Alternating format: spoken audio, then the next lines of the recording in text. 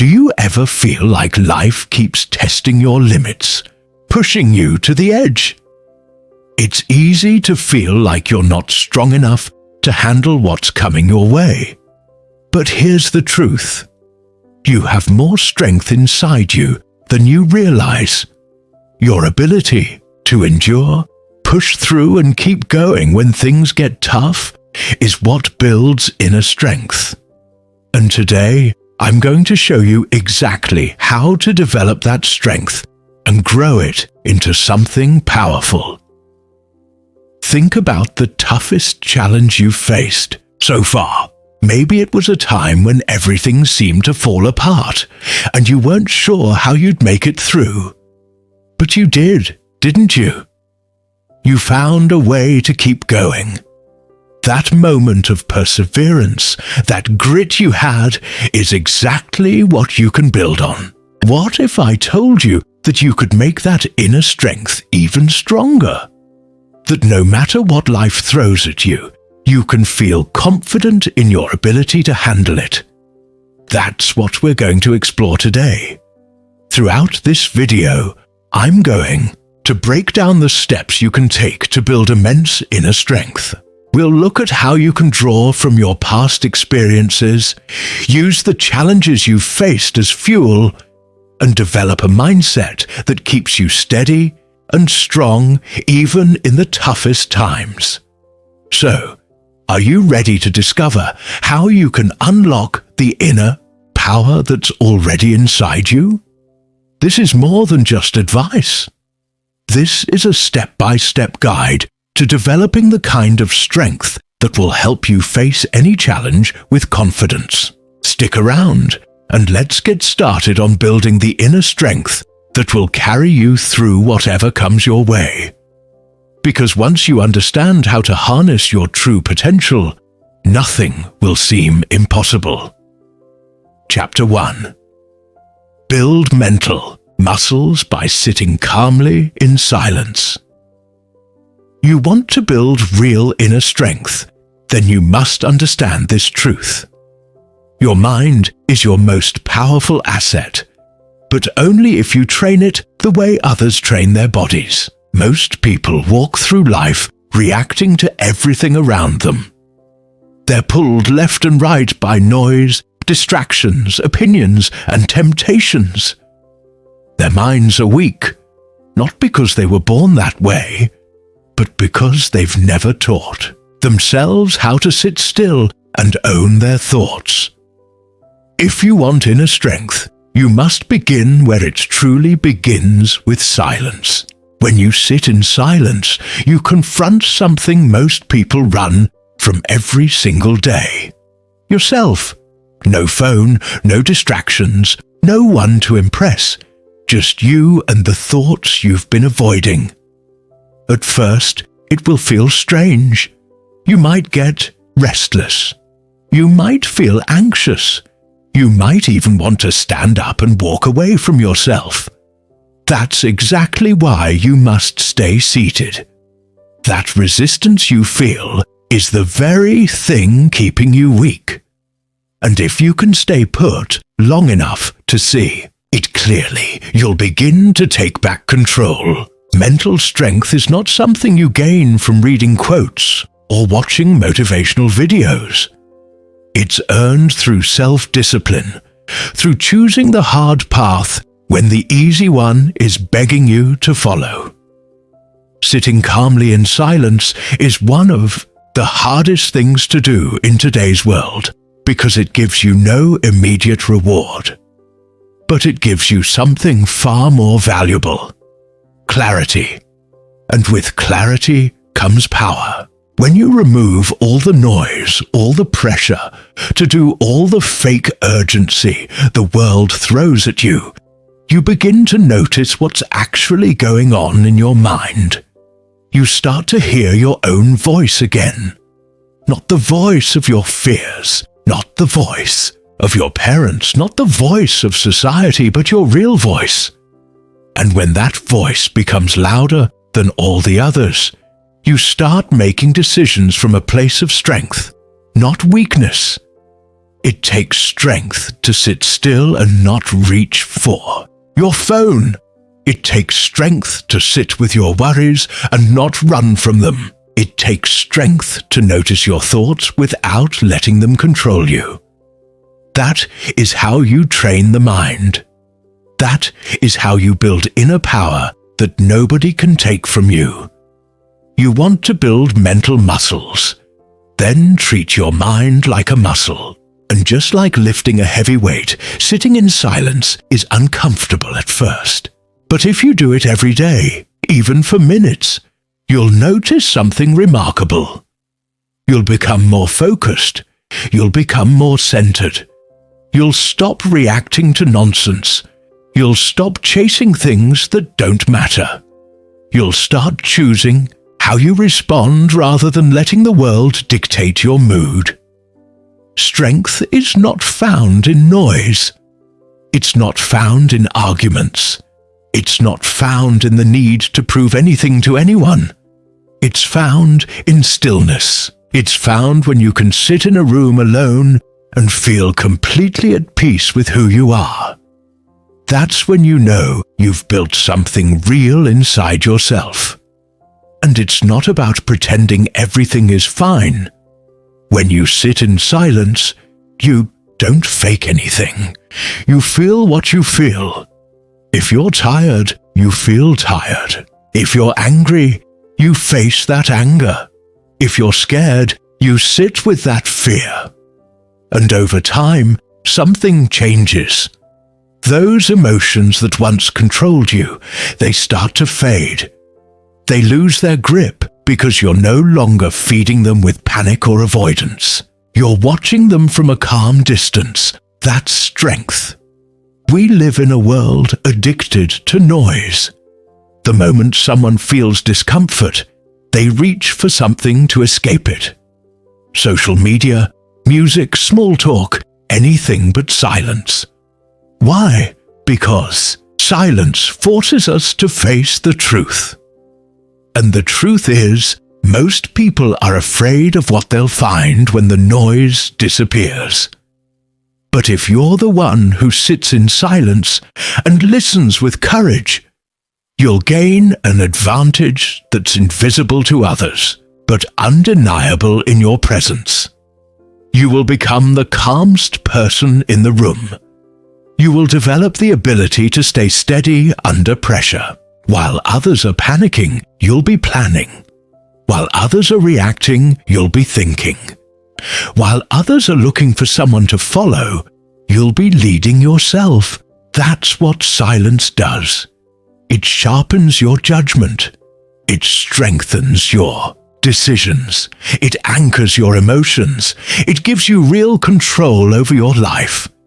You don't need to meditate like a monk. You don't need to sit for hours. You just need to begin. Find a place where no one can interrupt you. Sit down, breathe, and stay there. No music, no input, just you and your breath. Your mind will try to distract you. That's okay. Bring it back. You will get better with time. And one day you'll notice that the silence doesn't scare you anymore. It empowers you. When you train your mind to be calm in silence, you train it to be calm in chaos. You start to see problems clearly. You stop taking things personally. You don't get pulled into arguments. You don't chase validation. You walk your own path because now you're not driven by fear or impulse. You're driven by purpose. And that purpose is born from within, not from the outside world. You see, building inner strength is not about becoming perfect. It's about becoming grounded. It's about not falling apart every time life pushes you. It's about holding your position even when everything around you is shaking. And that ability is built in the quiet moments you give yourself. Most people skip those moments, but the few who embrace them, they build something inside that the world can't touch. People will ask you why you're so calm. They'll wonder why you don't react like everyone else. They'll try to figure out how you stay so collected under stress. They won't understand that it's the silence that made you strong. You didn't just wake up this way. You trained for it. You earned it in silence alone, without applause. That is what makes your strength real. If you want to build immense inner strength, start by doing the thing most people are too afraid to do. Sit down, turn off the noise. Don't try to fix anything. Don't try to figure everything out. Just breathe and observe. Your mind will try to fight. That's how you know you're doing the right thing. Every time you stay seated when you want to run, you grow stronger.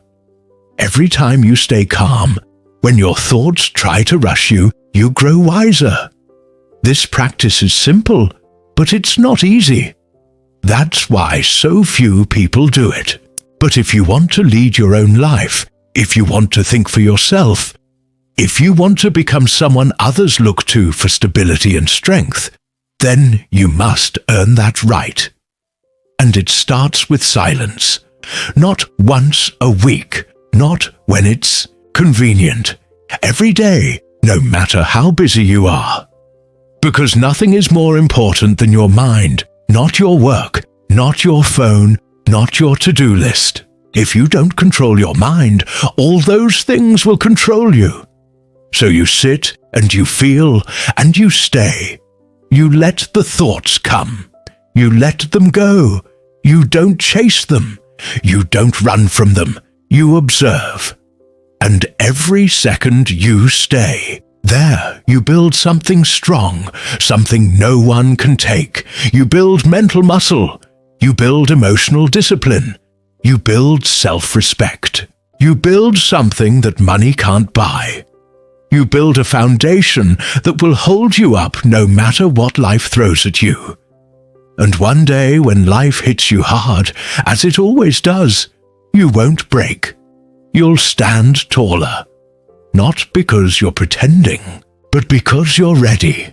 Because you trained for this moment in silence, in stillness, in truth.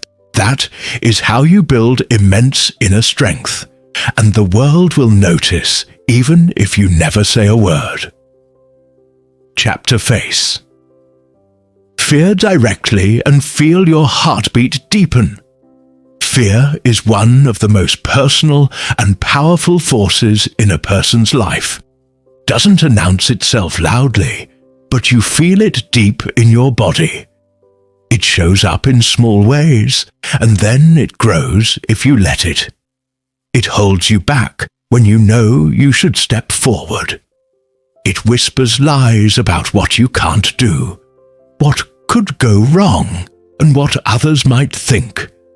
And unless you look it in the face, it owns you. People spend their entire lives running from fear, distracting themselves with entertainment, staying busy to avoid thinking or pretending the fear isn't real. But deep down, it never really leaves. It waits.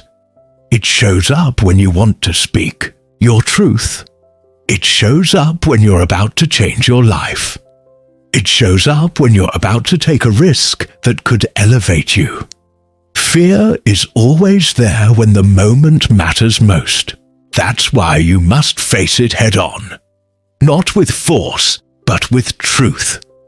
To face fear is to stop looking away from what you already know is in front of you. That pounding in your chest, that's real. That tension in your shoulders, it's real. That cold breath, that's your body reacting to something deep. Don't try to shut it down. Don't try to calm it away with fake positivity. You need to feel it. When you face fear directly and fully, when you allow yourself to experience it without retreating, something powerful happens. You begin to understand that the fear is not here to destroy you. It's here to reveal you. You can only grow when you face what you've been avoiding. You will never know what you're capable of until you go toward the thing that makes your heartbeat race. You will never develop inner strength by staying in comfort. You don't need more tips, more motivation, or more distractions. What you need is courage. And courage only appears in the presence of fear. It's not something you read about. It's not something you wait to feel. It's something you choose. Your fear might come from your past. It might come from a voice that told you once that you weren't enough. It might come from failure. It might come from rejection. But what matters most is not where it came from. It's what you do with it.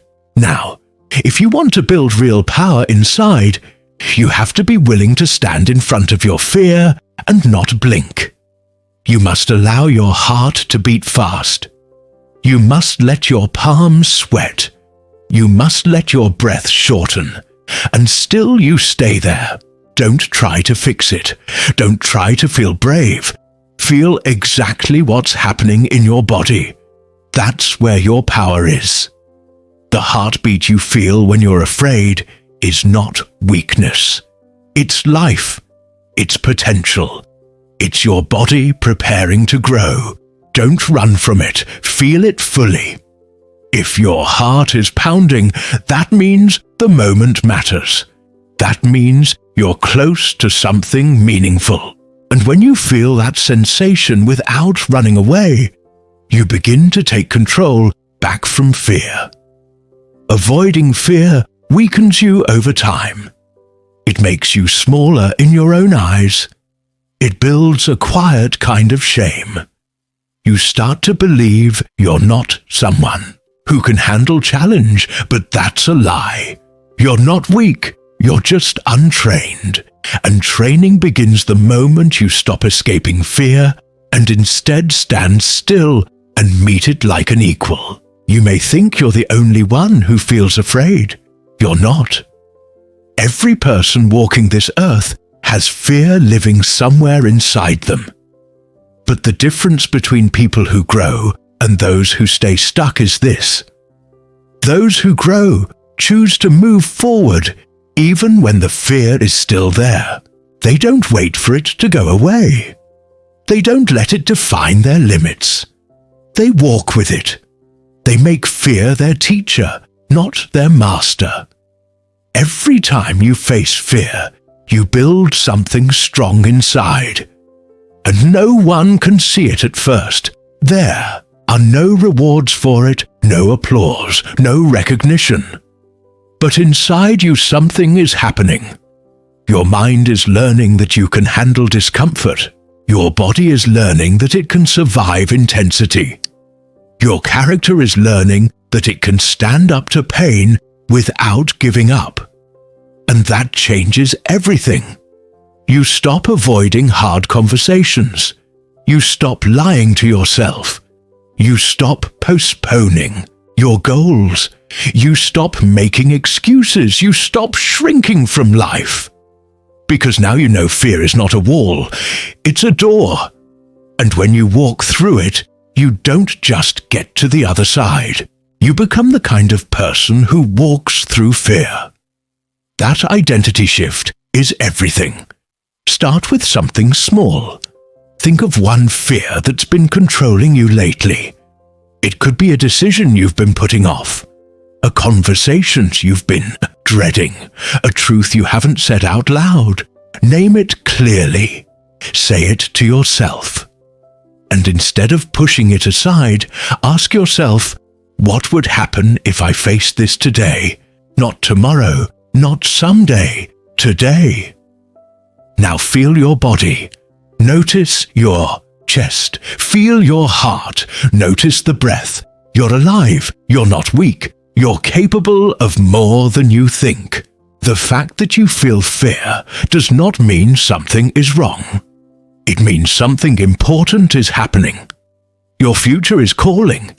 It's not asking for perfection. It's asking for presence.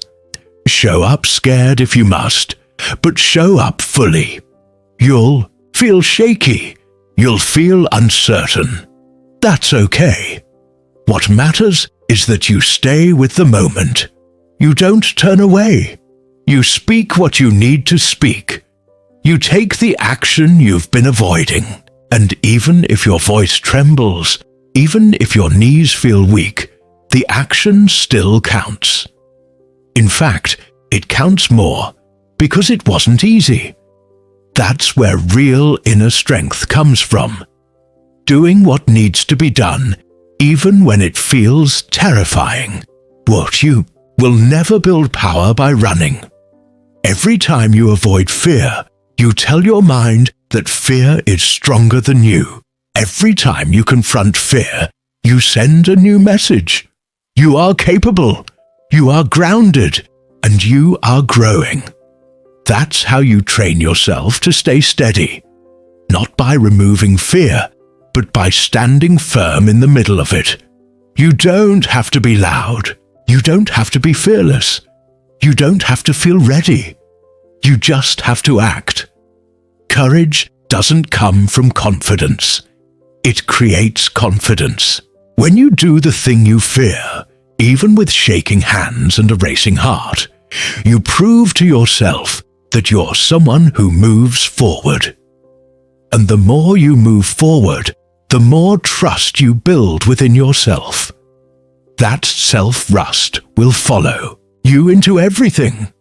It will help you speak up when it's easier to stay silent.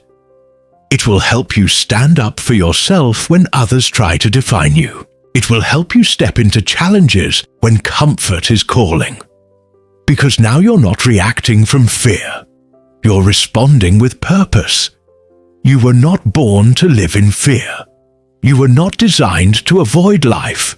You are here to grow, and growth demands that you meet the uncomfortable parts of yourself with full attention. Not judgment, not shame, just attention. Because when you bring awareness to fear, it starts to lose its grip. It thrives in darkness. But when you look it in the face and say, "I see you," it begins to weaken and you begin to rise. Remember this truth. Fear is not something to remove. It's something to walk through. When your heart beats faster, that's not a sign to back away. That's your body saying this matters. It's your signal to lean in, not out. Don't let the discomfort trick you into quitting. Feel the heartbeat. Feel the energy and move. You don't need to feel strong to become strong. You need to act with intention despite fear. You need to decide that growth matters more than comfort. That honesty matters more than ease. That action matters more than approval. And once you decide the path is clear, not easy, but clear, step into the conversation. Make the difficult choice. Apply for the opportunity. Ask the question. Set the boundary. Start the journey. Stop waiting to feel different. You won't, but you'll change by doing. And with every step, your fear will shrink, and your sense of self will expand. You will become someone who doesn't run, someone who doesn't fold under pressure, someone who doesn't get controlled by what-ifs, someone who doesn't need everything to feel safe before taking action. You'll become someone who can walk forward, heart racing, body shaking, but still standing tall. That's power, and it's built step by step in the fire of fear. The only way to grow is through. So go toward the thing you're afraid of. Not recklessly, not blindly, but intentionally. Go slowly if you must.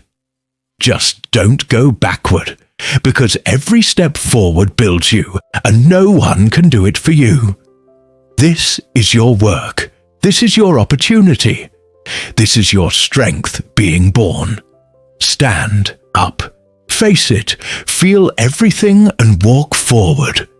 That is how you build immense inner strength. chapter strengthen willpower by choosing discomfort and feeling resolved. Most people want to be strong, but they rarely do what it takes to become strong. They want willpower, but they avoid the exact conditions that create it. Willpower is not something you're born with. It's something you build. It's not a gift. It's not luck. It's not talent. It's a choice made over and over again. And the foundation of that choice is discomfort. If you want real strength inside, the kind of strength that can't be shaken by fear, doubt, or temptation, you have to stop chasing ease and start choosing the harder path when it matters most. The uncomfortable path is not glamorous. There is no reward in the beginning. No comfort, no applause, just resistance, just that inner voice telling you to take the easy way out. That's the voice that kills progress. That's the voice that steals your discipline. That's the voice you have to face head on. Because that voice isn't you. It's the weaker version of you that wants to stay safe, unchallenged, and undisturbed. But if you're honest with yourself, safety hasn't given you peace. Comfort hasn't made you fulfilled. Avoiding the hard things hasn't made you stronger. It's made you restless. It's made you dependent on external circumstances. It's made you fragile. The truth is, willpower only grows when you stop negotiating with comfort. You have to stop asking if it feels good and start asking if it makes you grow. Choosing discomfort means doing what you don't feel like doing when you know it needs to be done. It means showing up for yourself when it's cold outside, when you're tired, when no one's watching, when there's no motivation, when quitting feels more reasonable than continuing. It's about holding your standard regardless of how you feel. That is real power. Staying consistent without a reward. Following through because you said you would. Keeping your word to yourself, not because it's easy, but because it's necessary. Most people fold at the first sign of pressure. They start something with energy and quit as soon as it gets boring or inconvenient. But discipline is not about what you do when it's new or exciting. It's about what you keep doing when it's no longer fun. The moment you push through that boredom, that resistance, that desire to escape, is the moment you build your willpower. That's where you separate yourself from the masses. Comfort is addictive. It tells you that you deserve a break. It tells you that it's okay to skip today, that you can start tomorrow, that it's not a big deal. But every time you listen to that voice, you lose a little part of yourself. You lose your edge. You lose your fire. You lose the trust you have in your own ability to stay committed. And you know that feeling when you break a promise to yourself, when you settle for less than you know you could do. That's the part that eats away at you. That's the part that makes you question your worth. But the good news is this. Every time you choose discomfort with purpose, you build it back. You build your willpower like a muscle. You stretch your ability to hold the line. You remind yourself that you are not ruled by your urges, your emotions, or your moods. You become someone who can be relied on, especially by yourself. Discomfort is the gatekeeper to the next version of your life. If you're not willing to go through it, you'll stay stuck. You can dream all you want. You can talk about goals all day. But if you're not willing to sit with discomfort, nothing changes, because growth lives on the other side of what's uncomfortable. That's the price. And only those who are willing to pay that price get the reward of a stronger mind. You may need to stop waiting for motivation. It's unreliable. It's inconsistent. You don't need motivation to build willpower. You need commitment, a deep decision that says, no matter what, I will do what's right for me. That decision will carry you further than any external hype ever will. That decision is the beginning of real change. Discomfort doesn't mean danger. It just means effort. It means stepping into a situation where you don't feel in control. It means putting yourself in a position where you might fail, might fall, might get rejected. But that's the training ground. That's where your mind gets sharper. That's where your inner strength gets defined. You're not supposed to feel perfect in discomfort. You're supposed to feel pressure and choose to stay in it anyway. Willpower is built when you do what's hard without being forced. When you wake up early, not because someone made you, but because you decided your future matters more than another hour of sleep. When you train your body, even when it's easier to rest. When you say no to what tempts you because you value your vision. Every one of these moments counts. Every one of them builds strength. And it doesn't take a huge moment to begin. Start by choosing the harder option today. Take the stairs instead of the elevator. Finish the task you want to avoid. Say no when you'd normally give in. Have the conversation you've been postponing. Speak the truth you've been afraid to say. Every time you choose what challenges you, your willpower tightens. Every time you stick to what matters when it's inconvenient, your identity shifts. You become someone who finishes, someone who follows through, someone who doesn't wait to feel ready, someone who lives by choice, not by impulse. And the world will notice that. People might not say it, but they'll see it in how you walk, in how you speak, in how you handle setbacks.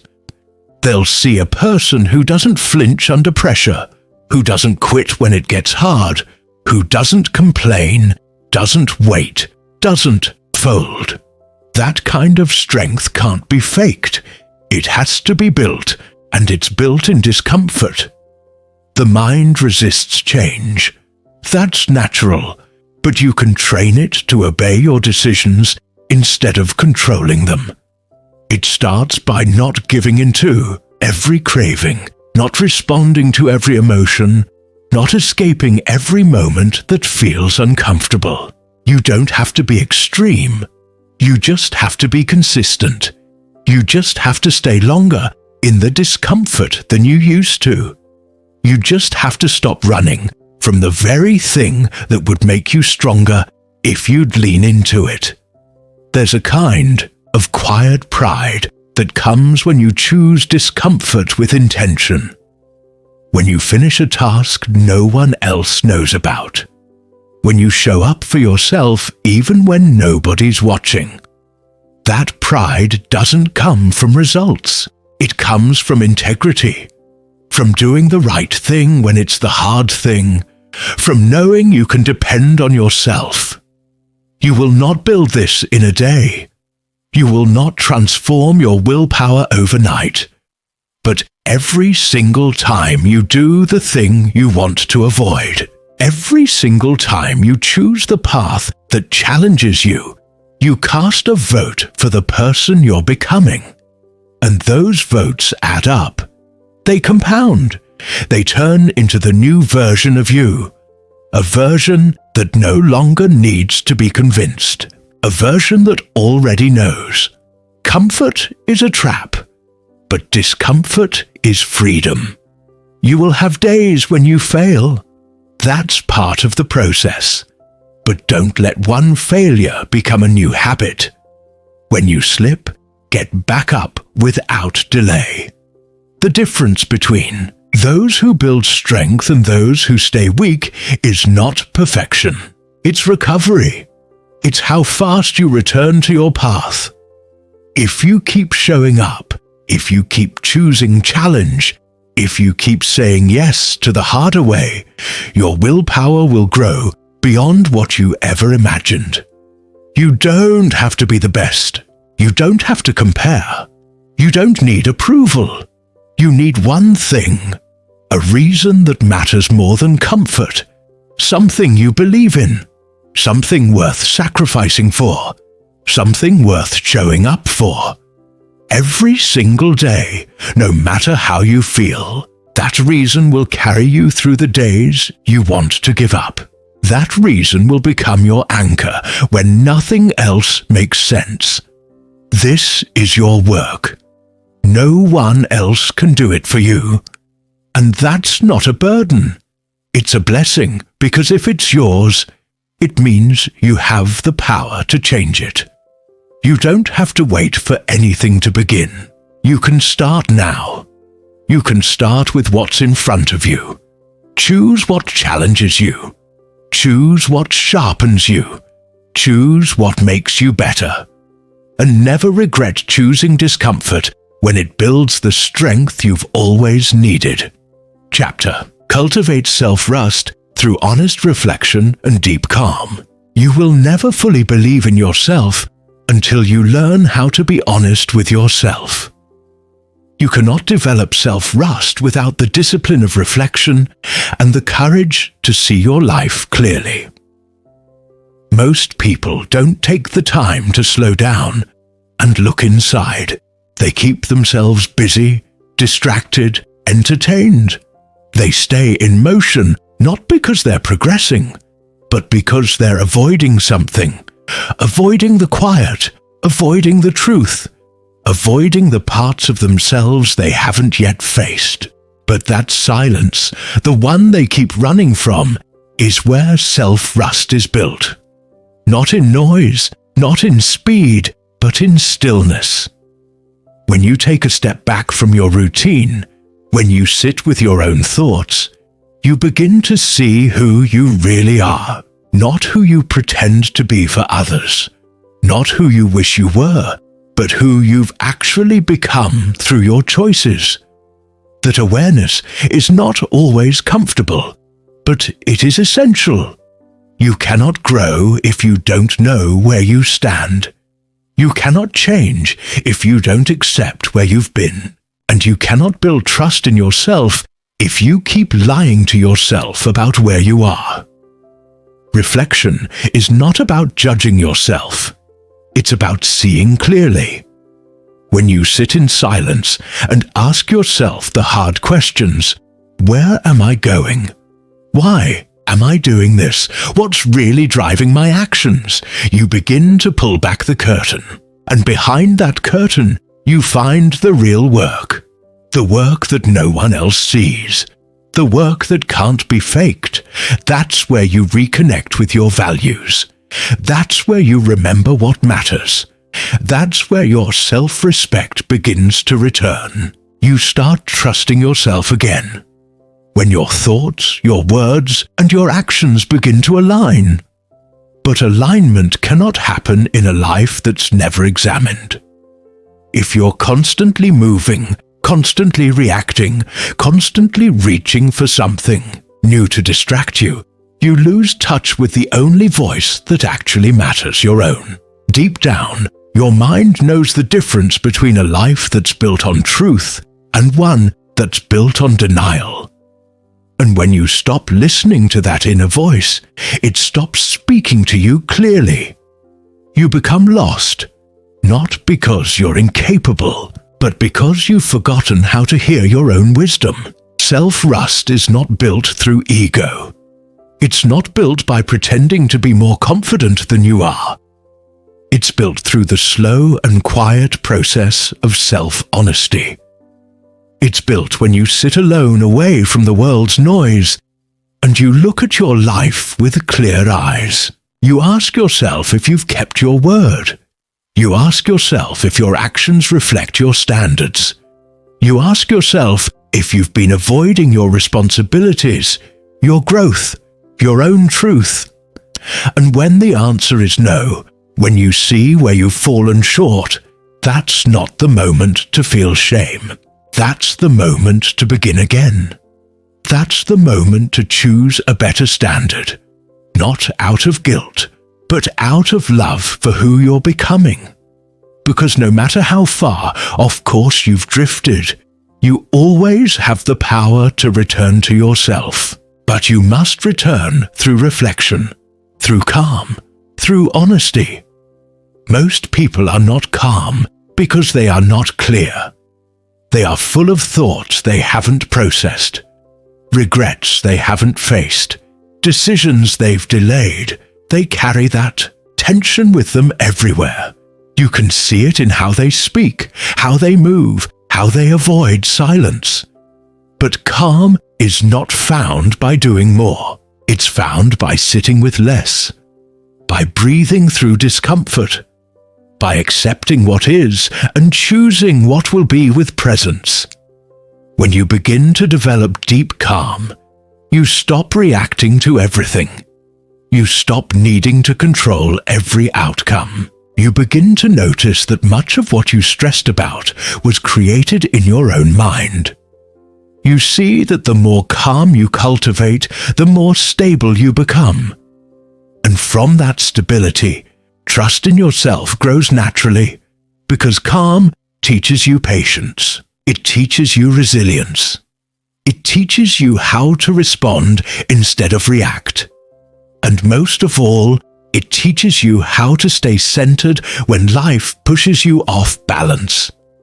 You don't find self-rust in the opinions of others. You don't find it in likes or praise or validation. You find it in your own ability to sit quietly and be at peace with your decisions. You find it in knowing that you didn't take shortcuts, that you didn't betray yourself for temporary comfort, that you didn't lie to escape discomfort. And that kind of inner peace can't be bought. It can't be faked. It has to be earned through reflection and calm. When you build a daily habit of honest reflection, you begin to notice patterns.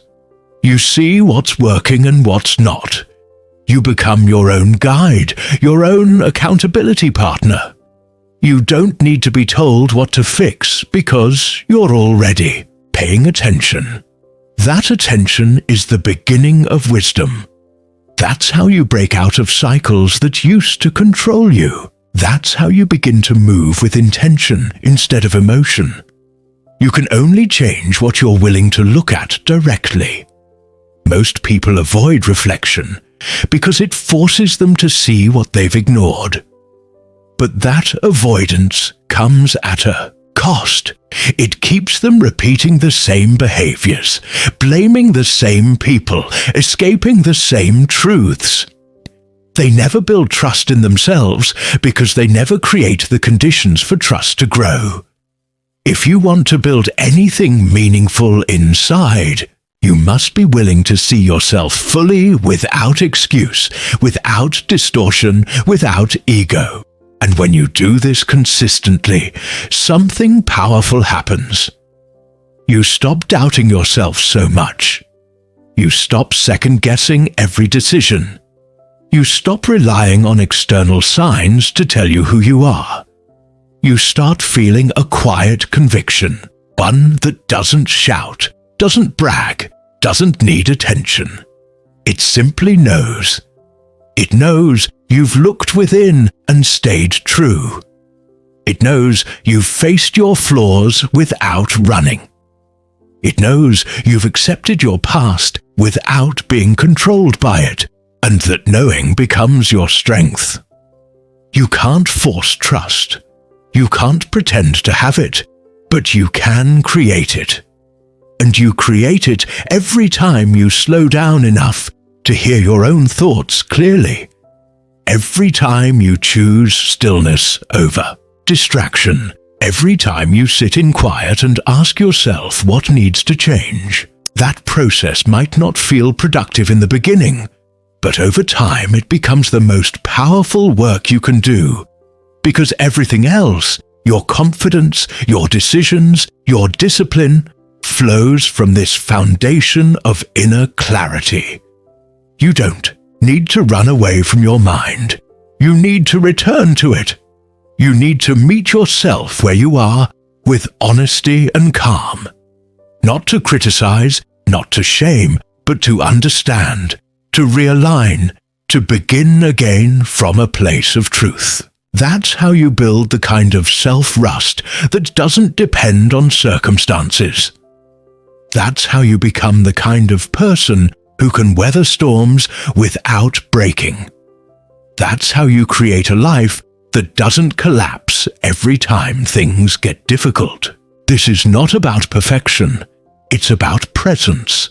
It's about choosing to be fully awake to your own life, to not drift through your days unaware, to not numb yourself with noise, to not fill your hours with meaningless distractions. It's about choosing depth over speed, meaning over motion. And the only place you find that is in the stillness of your own reflection. So take that time, even if it's only a few minutes each day. Sit with yourself. Ask the questions that matter. Listen for the answers that don't come from fear. You may not always like what you hear, but you will always grow from hearing it. And with time, you will begin to trust your own voice again.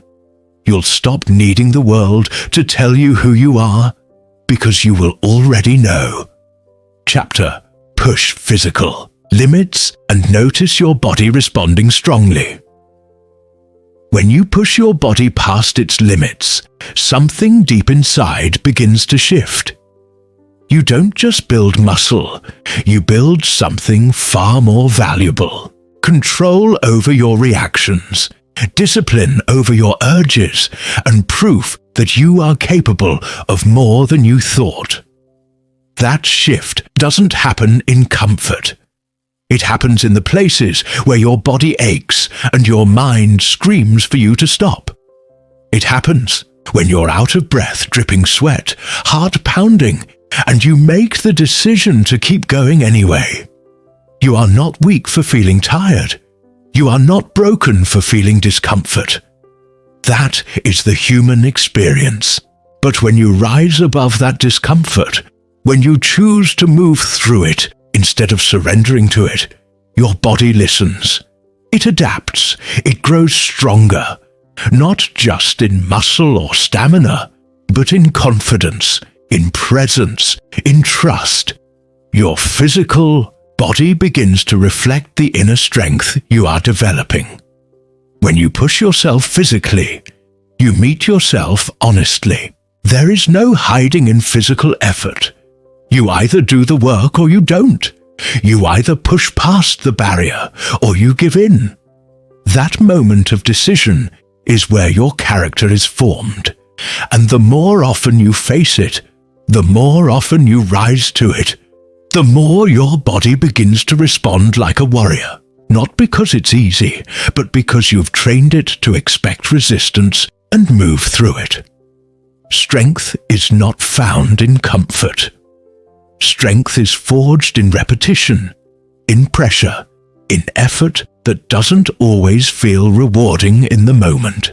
But it is in those exact moments when the sweat stings your eyes, when your chest feels tight, when your arms feel like they might give out, that something invisible inside you strengthens. You earn your self-respect in those moments. You earn your power. Pushing your body trains your mind. When you learn to endure physical strain, you begin to think differently about pain. You stop running from it. You stop complaining about it. You begin to use it as feedback. You notice how your breath moves under pressure. You listen to your heart beat stronger as you persist. And you realize pain isn't always a warning.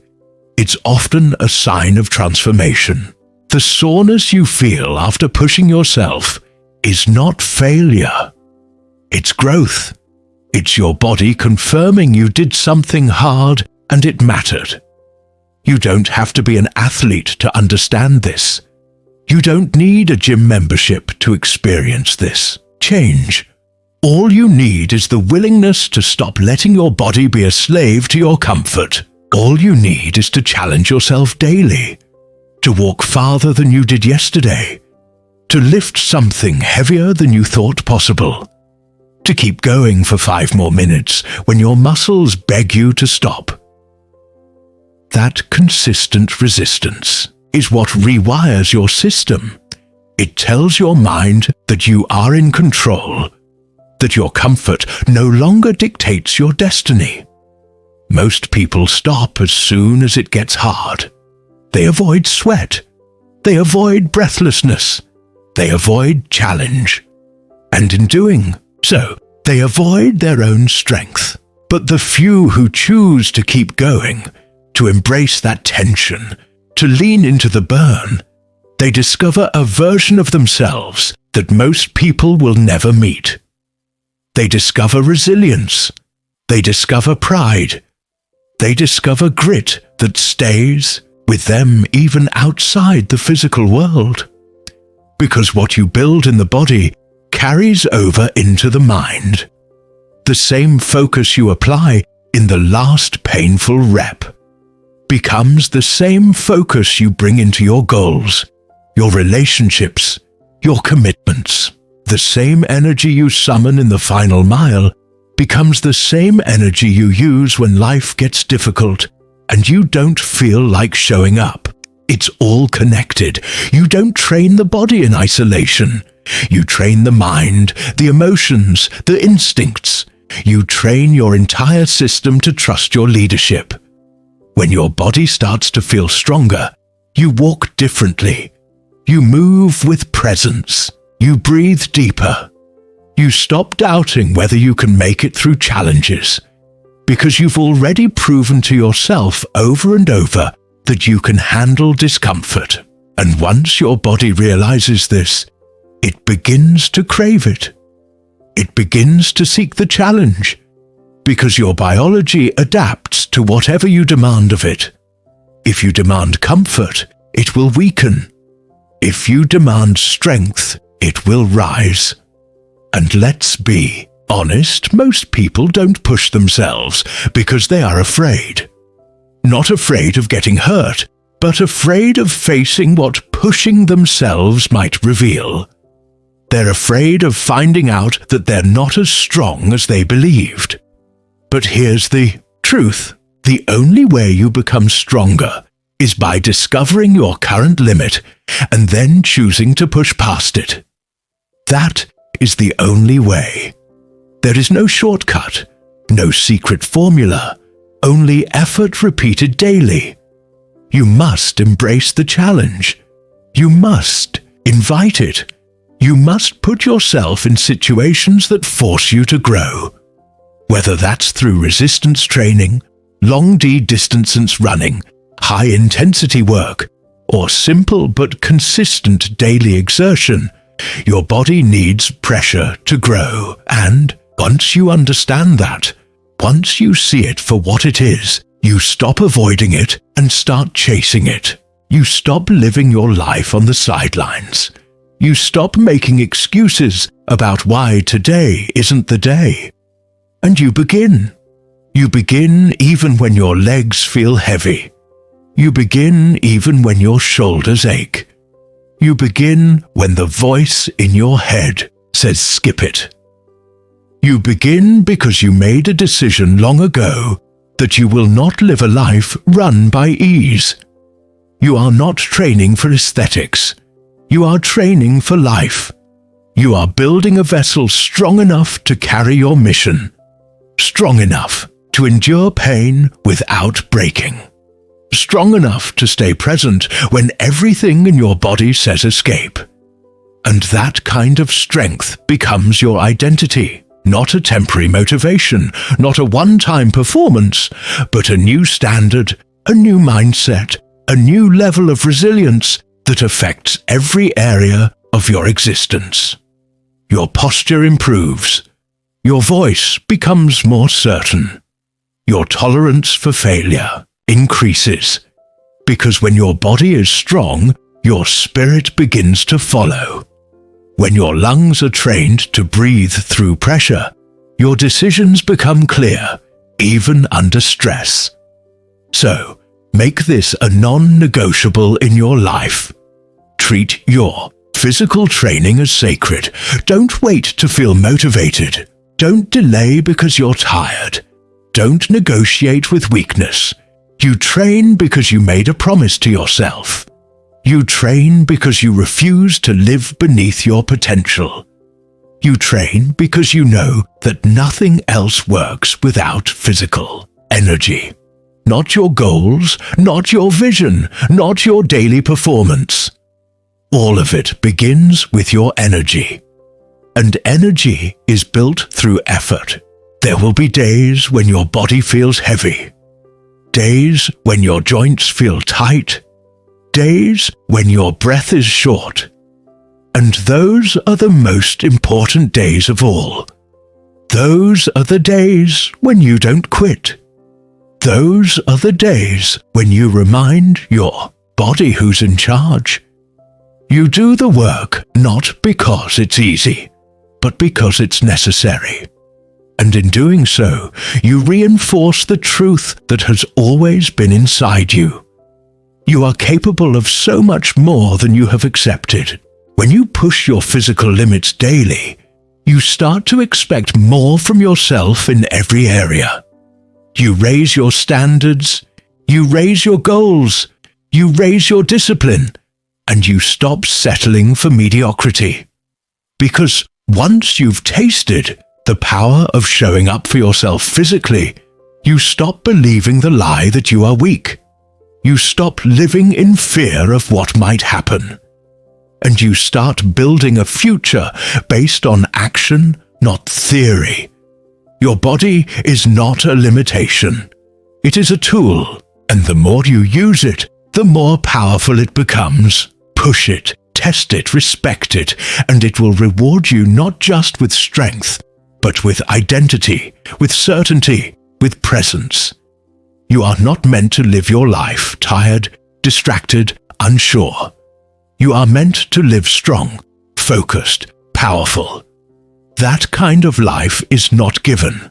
It is earned, and it begins with one choice, one decision to show up and do the work no matter what. So push.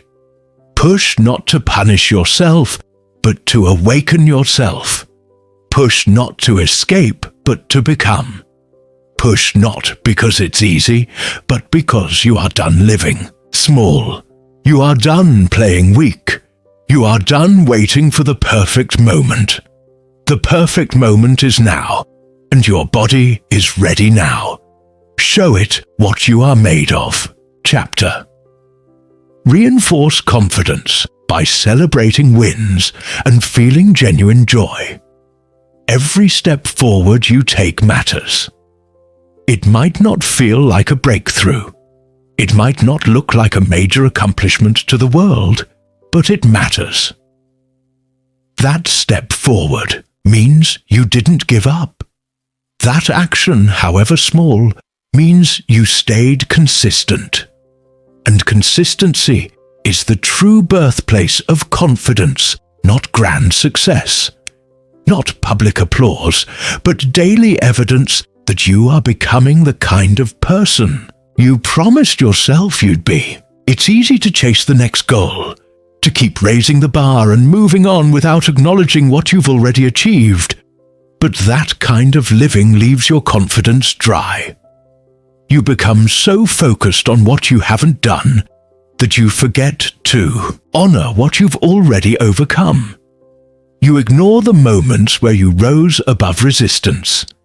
You dismiss the times you made progress under pressure. That's not strength. That's sabotage. Real confidence doesn't grow by pressure alone. It grows by recognition. When you allow yourself to feel the victory, even if it's small, your mind learns to associate effort with joy.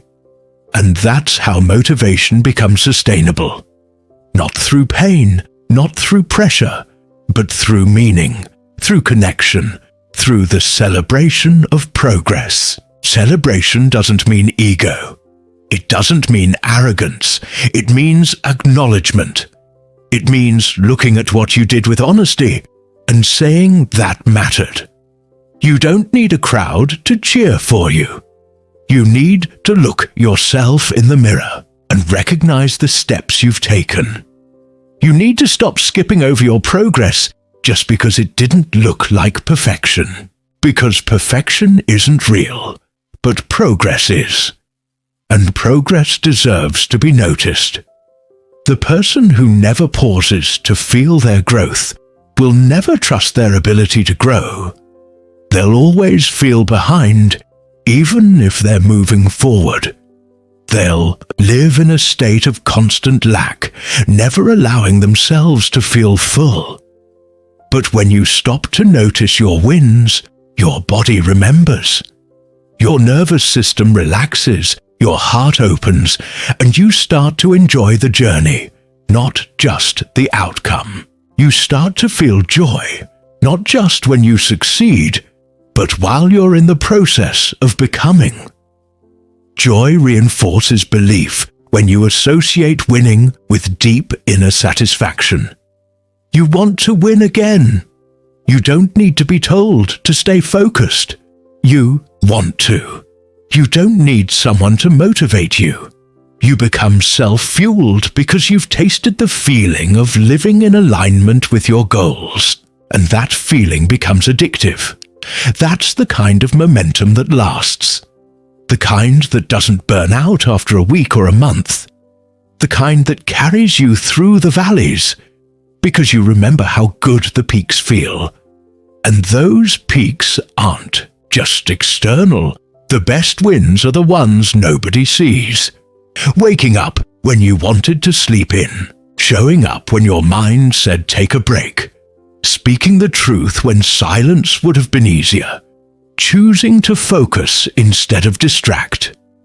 These wins are quiet, but they are powerful. And when you start to see them as victories, you stop needing external validation. You become your own source of strength. You build confidence by becoming someone you respect, and you begin to respect yourself more deeply when you consistently show up for your standards and then pause to appreciate the fact that you did. That's not weakness, that's wisdom. That's emotional maturity. That's what separates people who burn out from people who burn bright. If you want to live with lasting energy, you must allow yourself to feel joy without guilt. So many people delay happiness. They think they have to earn it through extreme struggle. But that's not strength, that's a cage. And that cage will always make you feel unworthy, no matter how far you've come. If you're always moving the goalpost and never looking back to see how far you've traveled, you will never feel fulfilled. But the truth is, your progress matters now. Your growth counts today.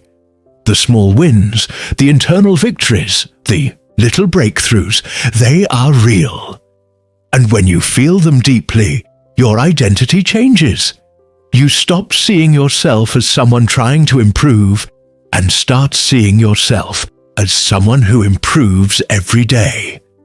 That's a powerful shift. That's where confidence is born. Not in trying harder, but in finally realizing you've already come far. Celebrate what you once doubted you could do. Remember when you used to hesitate and now you act.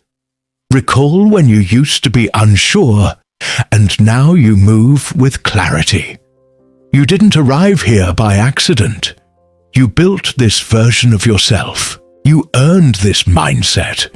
You created this strength one decision at a time. And you deserve to feel proud of that. You don't have to wait for a perfect day to be joyful. You don't need a massive win to feel proud. You can feel joy right now in the truth that you are no longer who you were yesterday. That's worth something. That's worth everything. Because if you don't learn to enjoy the climb, the summit will never satisfy you. If you don't appreciate the process, no result will ever feel like enough. Joy is not a distraction. It's fuel. It energizes your focus. It sharpens your perspective. It reminds you that life is not just about grinding harder. It's about becoming wiser, stronger, more aware, more present. And celebration is what makes the journey meaningful. It turns sacrifice into purpose. It transforms discipline into desire. Give yourself permission to feel good when you make progress. Let that feeling wash over you. Don't suppress it. Don't downplay it. Don't pretend it doesn't matter. It matters. It's the emotional signal that tells your brain, we're doing something right. Let's do more of this. That signal is essential to long-term growth. Because if growth always feels like pain, your mind will eventually rebel. But if growth begins to feel like joy, your mind will support you endlessly. So take a moment to breathe in your wins. Whether it's a new habit, a courageous conversation, a disciplined day, notice it, feel it, let it imprint on your memory. You are not weak for doing this. You are reinforcing the exact mindset that will keep you going when motivation fades. You are teaching yourself to believe that your effort matters, that your work counts, that your actions are moving you forward. And when joy becomes part of the journey, discipline no longer feels like suffering. It becomes something you want to return to, something that aligns with who you are becoming. You are no longer forcing yourself to stay on track. You are choosing it freely and fully because you love what it gives you. You love how it shapes you. You love how it makes you feel. That's the life you're building. Not just one of effort, but one of alignment. Not just one of pressure, but one of pride. Not just one of grit, but one of grace. And that kind of life requires you to slow down and notice your growth, to honor your effort, to smile at your progress. That smile is not weakness. It's strength. It's the sign of someone who is rooted in themselves, someone who knows they're doing the work, someone who isn't chasing validation, but living in integrity. You don't have to prove yourself to anyone. You don't need a stage, a trophy, or a title to feel like a winner. You just need to know that you kept going when it mattered. You kept showing up when it wasn't easy. You kept growing when it would have been simpler to stay the same. That truth alone is enough to celebrate. Confidence doesn't come from pretending you're perfect. It comes from realizing how far you've come, how hard you've worked, and how willing you are to keep improving. It's not built in a day. It's built daily. And every win you feel, every moment you recognize as progress, reinforces that inner trust. That belief in yourself becomes unshakable, not because you're never afraid, but because you know without a doubt that you will continue to rise. Let yourself feel the joy of progress. Let it fill your lungs and straighten your back. Let it fuel your next step. Not because everything is perfect, but because you know that you are growing into someone who doesn't give up. Someone who sees what's right instead of only what's missing. Someone who honors the effort, not just the outcome. That's what confidence really is. Not loud, not forced, just real, grounded. And when it's earned through both effort and joy, it never leaves you. It walks with you through every challenge. It speaks to you when doubt creeps in. It reminds you that you've done hard things before, and you will again. That kind of confidence is yours. You've built it, and you'll keep building it as long as you keep moving forward, and as long as you keep feeling the joy along the way. Chapter Embrace Solitude and listen to your steady heartbeat. Solitude is often misunderstood. It is not a punishment. It is not something to fear or avoid. It is a necessary space where you can listen to the quiet voice inside you. The voice that guides you toward understanding who you truly are. In the noise of the world, it's easy to lose yourself. It's easy to follow the rhythm of society, to pick up habits that don't belong to you, and to move through life with no real connection to your deeper self. But in solitude, something profound happens. You reconnect with your own heartbeat. The steady rhythm that reminds you that you are alive, that you matter, and that you have something valuable to offer the world. When was the last time you sat in silence without distraction? When was the last time you truly listened to your own thoughts, your own breath, your own heartbeat? In our fast-paced world, solitude is often seen as uncomfortable or unnecessary. But it is in those quiet moments away from the demands of the outside world that we can find our most honest truths. It's where you can be real with yourself. It's where you can ask yourself the difficult questions without the fear of judgment. And it's where you can learn to listen. To listen deeply, not just to your thoughts, but to the subtle messages that your body sends you. The beauty of solitude lies in its simplicity. It requires nothing of you. It demands no performance, no outward display of effort. All it asks is that you show up, that you allow yourself to be present without the need to fill every moment with noise. It's a space where you can reconnect with your inner world and find clarity amidst the chaos. It's in these moments of stillness that you can hear your heartbeat, steady and constant, reminding you of your own existence. Your heartbeat is more than just a physical process. It is the rhythm of your life. It is the pulse that sustains you through every moment of uncertainty. It is a reminder that you are alive, that you are capable, and that you have the power to shape your own reality. In a world that constantly pulls us in different directions, it's easy to forget how powerful solitude can be.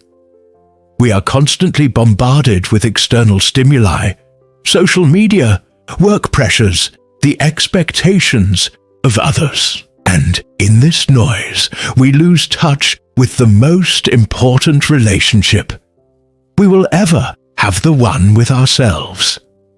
Solitude gives you the chance to pause, to reflect, and to simply be. It offers you the space to tune out the noise and to tune into what truly matters. When you embrace solitude, you allow yourself to hear the truth beneath all the distractions. You begin to see your own strength, your own resilience, and your own capacity to create the life you desire. Solitude is not about isolation. It's about connection. It is about reconnecting with the deepest parts of yourself and finding peace within. It's about learning to trust yourself, to trust your instincts, and to trust the quiet wisdom that comes from within. In solitude, you are not running away from the world. You are running toward yourself. You are giving yourself the gift of presence, of reflection, and of the clarity that comes from being fully in tune with your own thoughts and feelings. When you take the time to sit in silence, you begin to notice the subtle shifts within you. You begin to understand your own desires, fears, and aspirations with greater clarity. In the silence, you realize that you are not defined by the opinions of others or the expectations of society. You are defined by the choices you make and the actions you take in alignment with your true self. Solitude allows you to break free from the external pressures that often shape your decisions and to create a life that is authentically your own. But solitude is not always easy. It can be uncomfortable at first. Our minds are often filled with distractions, and the quiet can feel overwhelming. In the beginning, it may seem like there's nothing but noise in your head. But this is the process of clearing away the clutter. It's like cleaning out a closet that has been stuffed with things you no longer need. At first, it may seem messy, but eventually you will create space. Space for clarity, for insight, and for peace.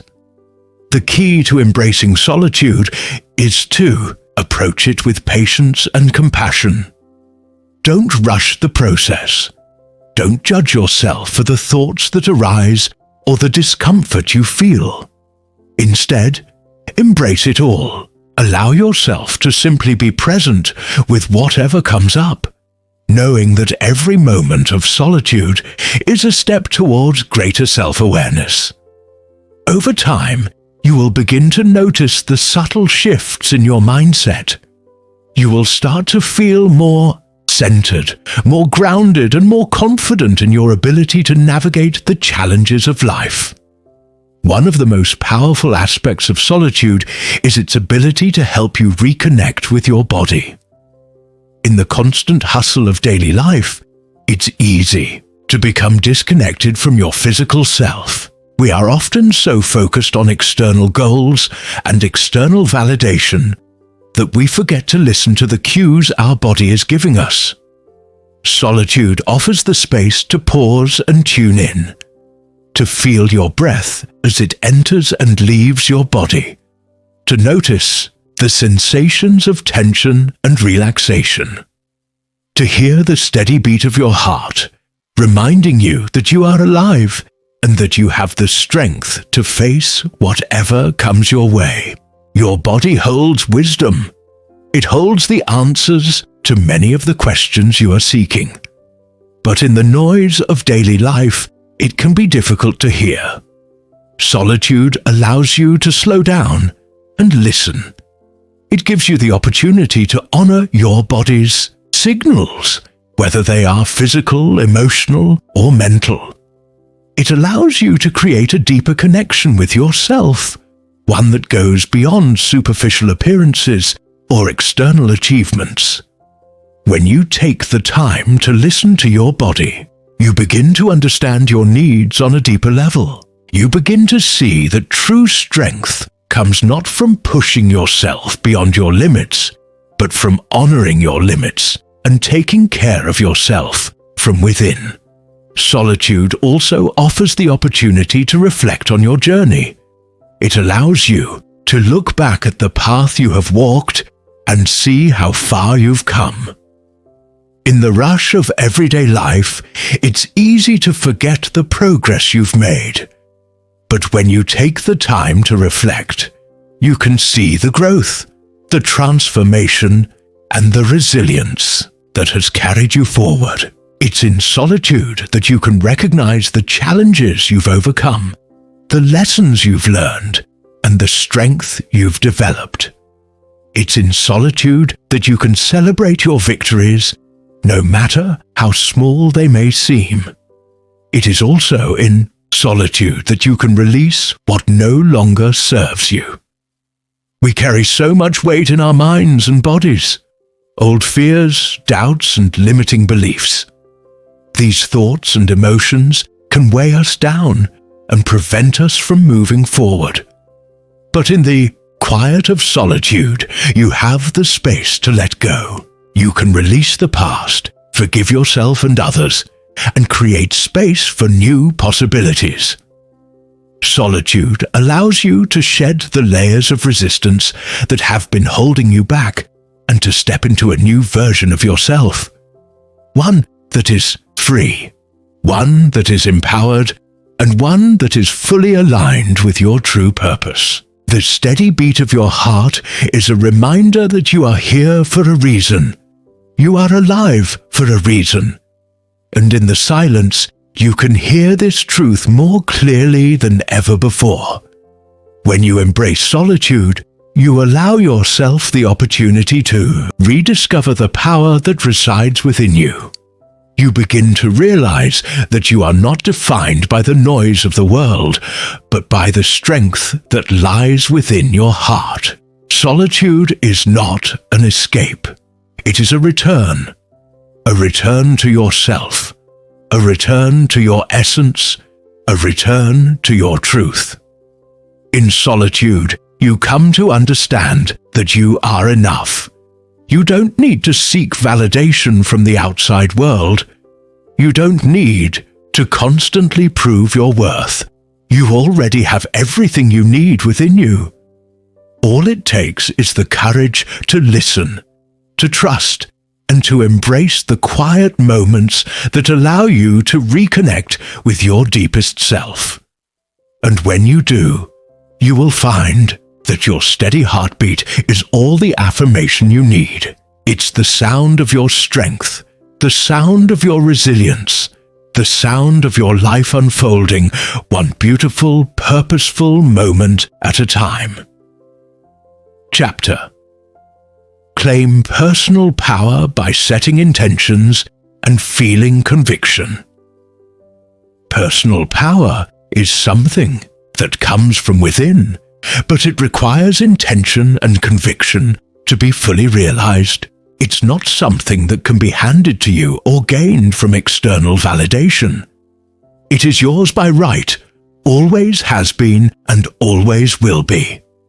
The challenge is in claiming it. The moment you consciously decide that you are in control of your own life is the moment you begin to reclaim that power.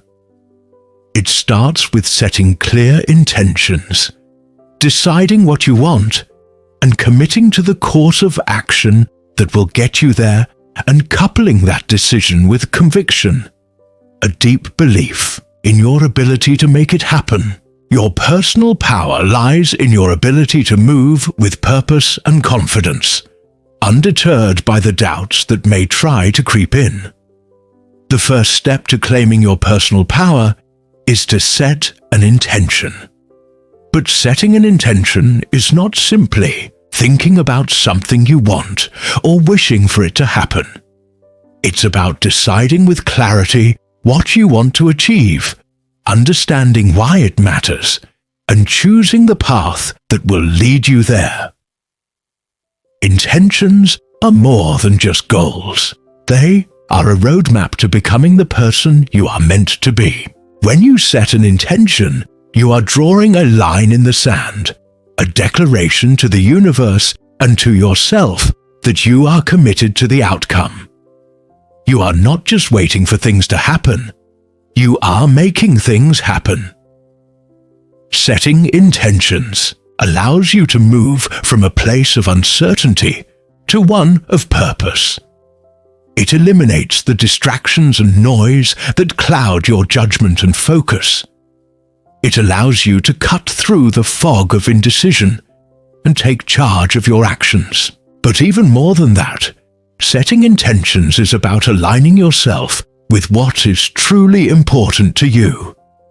It's about clarifying your desires and your values so that you are not simply acting on autopilot or following the crowd. When you set an intention, you are making a conscious decision to move in the direction that you know is right for you. Conviction is the other half of this powerful equation. It's not enough to simply decide what you want. You must also believe in your ability to achieve it. Without conviction, your intentions are little more than wishful thinking. Conviction gives your intention power. It turns the idea into something tangible, something you can feel in every fiber of your being. It's the unshakable belief that you are capable of success, no matter the obstacles or challenges that may arise. It's the knowing that your strength, your resilience, and your resolve are more than enough to carry you through. Conviction is what keeps you moving forward when the road gets tough. It's what helps you persevere when things don't go as planned, when failure seems imminent, or when the journey feels longer than you imagined. With conviction, you see setbacks as opportunities for growth, not reasons to quit. You trust that each challenge is an important part of the process, and you know that you have everything it takes to overcome it. Conviction gives you the strength to stay the course, no matter how hard it gets. But conviction is not just about mental belief. It's about feeling that belief in your body. It's about embodying your intention and conviction every day. When you truly believe in something, your actions reflect it. You begin to make choices that align with your intention, taking steps that move you closer to your goal. You no longer wait for permission to act, nor do you second-guess yourself at every turn. You take inspired action, trusting that you are on the right path. With each step you take, you grow stronger, more confident, and more aligned with your personal power.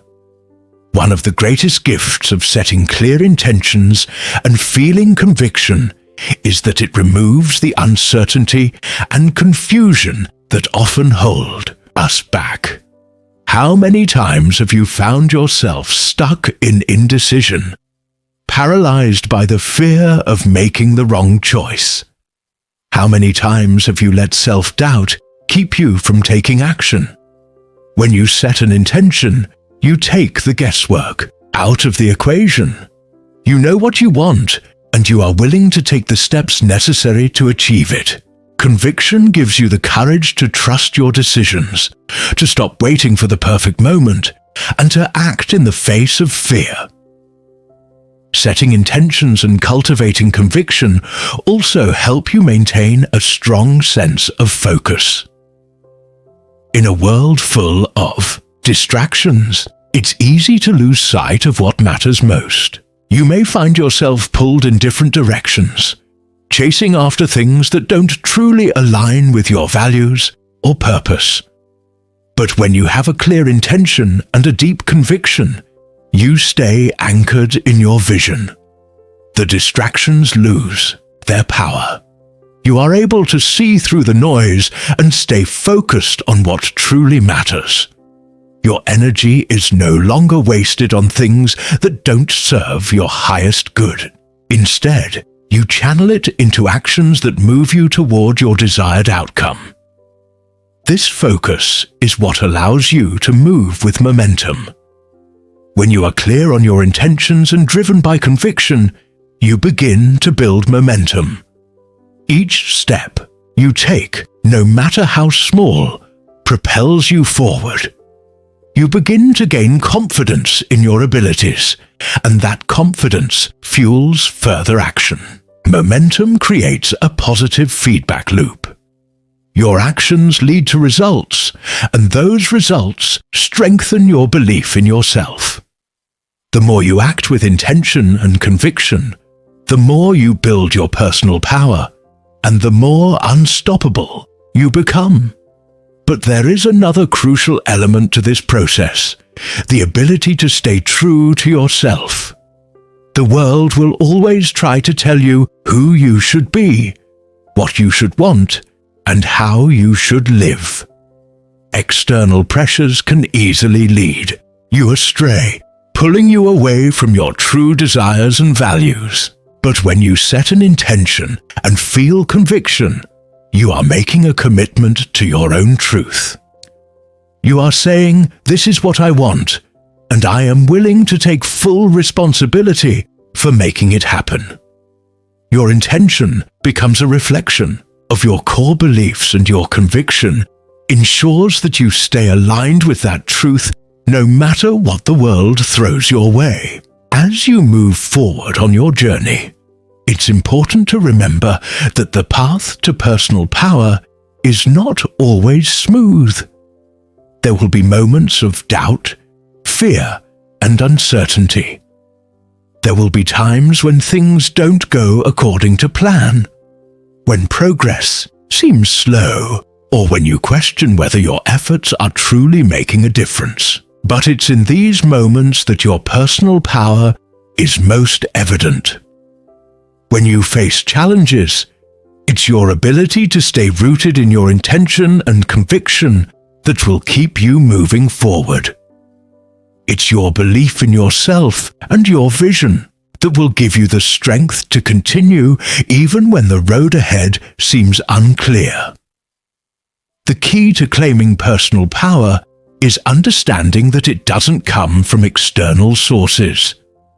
It doesn't come from accolades, recognition, or approval from others. It comes from within. It comes from the clarity of knowing what you want and having the conviction to pursue it relentlessly.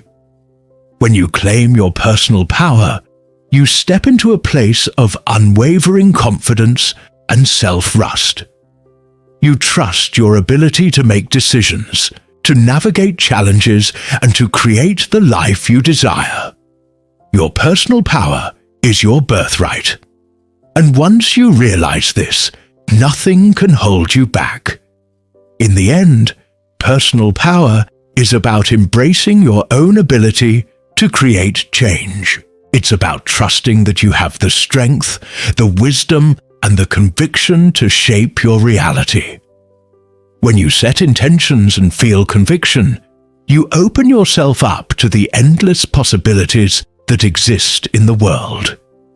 You align yourself with your highest potential, and you move forward with purpose, confidence, and unstoppable momentum. It is in this space that true personal power is realized, and it is yours to claim. Chapter 9.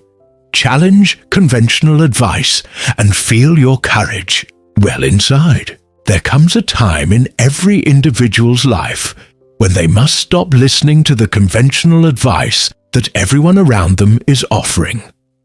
The advice is often well-meaning, but it's not tailored to you, nor is it necessarily the path that will lead you to your highest potential. Most people live their lives by rules handed down to them by society, by parents, by teachers, or by so-called experts. These rules are based on the status quo, on what has worked for others in the past, and on what is considered safe. But safety is not always the road to greatness. Greatness is found when you break free from the conventional and allow yourself to follow a path that feels right for you, even when it goes against what others tell you is possible or wise. When you challenge conventional advice, you are not rejecting it out of spite. You are not being rebellious for the sake of being rebellious. You are simply recognizing that you have the ability to think for yourself, to explore other options, and to take control of your own life. It takes courage to challenge the status quo. It takes courage to step away from the advice that everyone else is following, and to trust that you can carve out your own unique path. But that courage is inside of you. It's already there, just waiting to be tapped into. It's a quiet, steady force that grows stronger the more you listen to it, the more you choose to trust it. Conventional advice often tells you to follow a set formula for success. Go to school, get a job, climb the corporate ladder, buy a house, get married, retire, and so on. This advice is well worn, and it's ingrained in the fabric of society. But is it really the only way to live? Is it the only formula for success? No, it's not. While it may work for some people, it's not a universal truth. In fact, for many people, this path leads to dissatisfaction, unfulfilled dreams, and a sense of having lived someone else's life instead of their own. The most extraordinary people in history did not follow conventional advice. They broke the mold. They challenged the assumptions of their time, and they forged their own path. They took risks, made mistakes, and defied expectations. All the while building the courage to continue. When you challenge conventional advice, you are not simply rejecting the opinions of others. You are giving yourself permission to step into your own power. You are trusting that you have the ability to navigate the complexities of life in a way that is authentic to you. You are not bound by the fear of judgment or the need for approval. Instead, you are creating your own rules based on your values, your experiences, and your vision for the future. One of the most liberating aspects of challenging conventional advice is the realization that you are not obligated to follow a prescribed path. You do not have to do what everyone else is doing. You do not have to meet society's expectations. The world will try to tell you that there's a right way to live. But the truth is that your way is the right way for you. Your journey is unique. Your goals are yours to define. Your life is yours to create. You do not have to fit into anyone else's mold. When you begin to challenge the conventional, you free yourself from the constraints of comparison and the limiting beliefs that often accompany following the crowd. The courage to challenge conventional advice doesn't come from a place of defiance. It comes from a place of deep trust in your own intuition. When you trust yourself, you begin to recognize that the answers you seek are within you, not in someone else's advice. The conventional advice that others may offer is often based on their own experiences. And while those experiences may have served them, they are not necessarily relevant to your situation. You have your own journey to take, your own lessons to learn, and your own path to follow. When you allow yourself to listen to your inner voice, you open up the possibility of discovering the path that is truly meant for you. But challenging conventional advice also means accepting that you will face resistance. Not everyone will understand why you're making the choices you are. Not everyone will agree with you. People will question you, doubt you, and try to convince you to follow the well-trodden path. But the more you listen to your own heart and follow your own intuition, the less power other people's opinions will have over you. You will begin to recognize that their advice is just that advice. It is not the truth. It is not the law. It is merely one perspective among many. You have the right to choose whether or not to accept it. When you challenge conventional advice, you also develop resilience. You become accustomed to going against the grain, to taking risks and to dealing with uncertainty. This is where courage is born, not from having all the answers, but from stepping forward anyway, despite the unknown. As you continue to take action in the face of resistance, you begin to build an internal strength that is unshakable. You learn that it is not failure that defines you, but your ability to keep going, to learn from mistakes, and to grow. Resilience comes from knowing that you are capable of facing whatever comes your way, and that your courage is stronger than any fear or doubt. At the heart of challenging conventional advice is the willingness to take responsibility for your own life. When you follow the crowd, it's easy to abdicate responsibility. You can blame circumstances, society, or other people for where you are in life. But when you choose to challenge conventional advice, you are taking ownership of your decisions. You are acknowledging that your life is yours to shape, and that you are fully responsible for the outcomes. This is empowering. It gives you the freedom to create your own success, to make your own mistakes, and to learn from each experience in your own way. There is a deep sense of freedom that comes with embracing this personal responsibility. You stop waiting for permission. You stop hoping that someone will tell you what to do. You stop looking for external validation. You realize that your personal power lies within you, and that you are the only one who can determine your path. This realization is liberating. It frees you from the need to conform to someone else's idea of success, and it allows you to create a life that is authentic, fulfilling, and uniquely your own. The process of challenging conventional advice is also about recognizing the importance of courage in the pursuit of growth. Growth requires discomfort. It requires moving through uncertainty, navigating new challenges, and pushing through fear. The conventional advice often tells you to stay in your comfort zone, to play it safe. But growth doesn't happen in the comfort zone. It happens when you stretch beyond what you know, when you take the leap despite the fear, and when you trust that the risks you take will lead you to something greater than you could have imagined. Courage is what allows you to step out of the comfort zone and into the realm of possibility. When you challenge conventional advice, you also create space for others to do the same.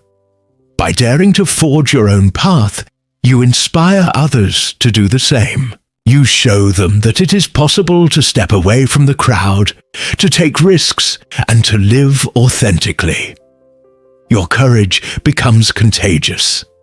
The more people who embrace their own uniqueness, the more collectively we begin to challenge the system's norms and expectations that limit us. It's a ripple effect that begins with one person's willingness to defy conventional wisdom and grows into a movement of self-empowerment and authenticity.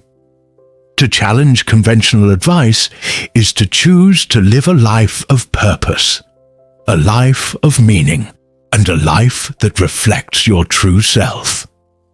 It's about breaking free from the confines of what others say is possible and embracing the limitless potential within you. As you continue to challenge the conventional, you will notice your courage grow stronger. You will begin to feel more aligned with your true purpose, and the path ahead will become clearer. This is the power of challenging conventional advice, not just for you, but for everyone whose lives you touch along the way.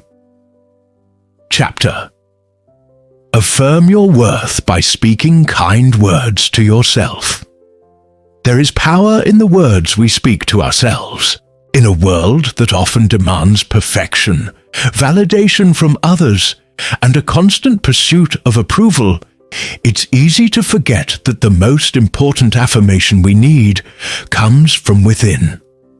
Our thoughts shape our reality, and the words we tell ourselves, whether positive or negative, have a profound impact on how we feel about ourselves and how we navigate the world. Yet so many of us are conditioned to speak to ourselves harshly, to criticize, to doubt, and to belittle. This destructive self-talk creates an environment where we feel small, unworthy, and incapable. But there is another way. You can affirm your worth by speaking kind words to yourself. Words that acknowledge your value, honor your strengths, and remind you of your inherent goodness. Affirming your worth begins with shifting the way you think about yourself. So often, we are taught to be our harshest critics. We've been conditioned to focus on what we're lacking, on where we fall short, and on the mistakes we've made. We internalize these judgments and carry them with us, allowing them to define who we are. But in truth, no mistake or flaw defines your worth. You are not the sum of your shortcomings, nor are you the result of every failure or setback. Your worth is intrinsic. It exists unshaken regardless of your past or your circumstances. And the first step to embracing that worth is to speak to yourself with kindness, understanding, and compassion. The power of affirmations lies in their ability to rewire the mind. When you consistently speak kind words to yourself, you begin to change your inner dialogue. Instead of criticizing yourself for every mistake, you start to celebrate your efforts and acknowledge your growth. Rather than focusing on your perceived flaws, you recognize the unique qualities that make you who you are. These affirmations don't need to be grand or complicated. They simply need to be true to you. Simple statements like, "I am worthy," I'm capable," or "I am enough," can start to shift your perspective over time. One of the most important things to remember when practicing affirmations is that they must be genuine. They must resonate with you. If you try to tell yourself something you don't believe, the words will fall flat and feel inauthentic. It's essential to choose affirmations that reflect your true values and your personal sense of self-worth. When you affirm your worth, you are reminding yourself of your unique gifts, your resilience, and your ability to overcome challenges. These affirmations are not just words. They are reminders of the truth that lies within you. Another key aspect of affirming your worth is learning to treat yourself with the same kindness that you would offer to a loved one. Imagine if a friend or family member came to you with the same struggles or insecurities that you face. You would likely offer them words of encouragement, compassion, and support. You wouldn't berate them or point out their flaws. You would remind them of their strengths, their potential, and their ability to rise above their challenges. Why should you treat yourself any differently? You deserve the same love, kindness, and respect that you so freely give to others. It's also important to recognize that affirming your worth is not about inflating your ego or becoming arrogant. It's not about pretending to be perfect or ignoring your weaknesses. Rather, it's about embracing your humanity and accepting that you are worthy of love and respect despite your imperfections. No one is perfect, and that is precisely what makes us human. Your worth is not contingent on your ability to be flawless. It is inherent in who you are as a person. By speaking kindly to yourself, you acknowledge your value, not because of what you have done or how you appear, but simply because you exist. Your presence in this world is enough. Affirming your worth can also help you build resilience in the face of adversity. Life is filled with challenges, setbacks, and moments of doubt. During these times, it's easy to lose sight of your worth. You may feel overwhelmed, discouraged, or unworthy of success.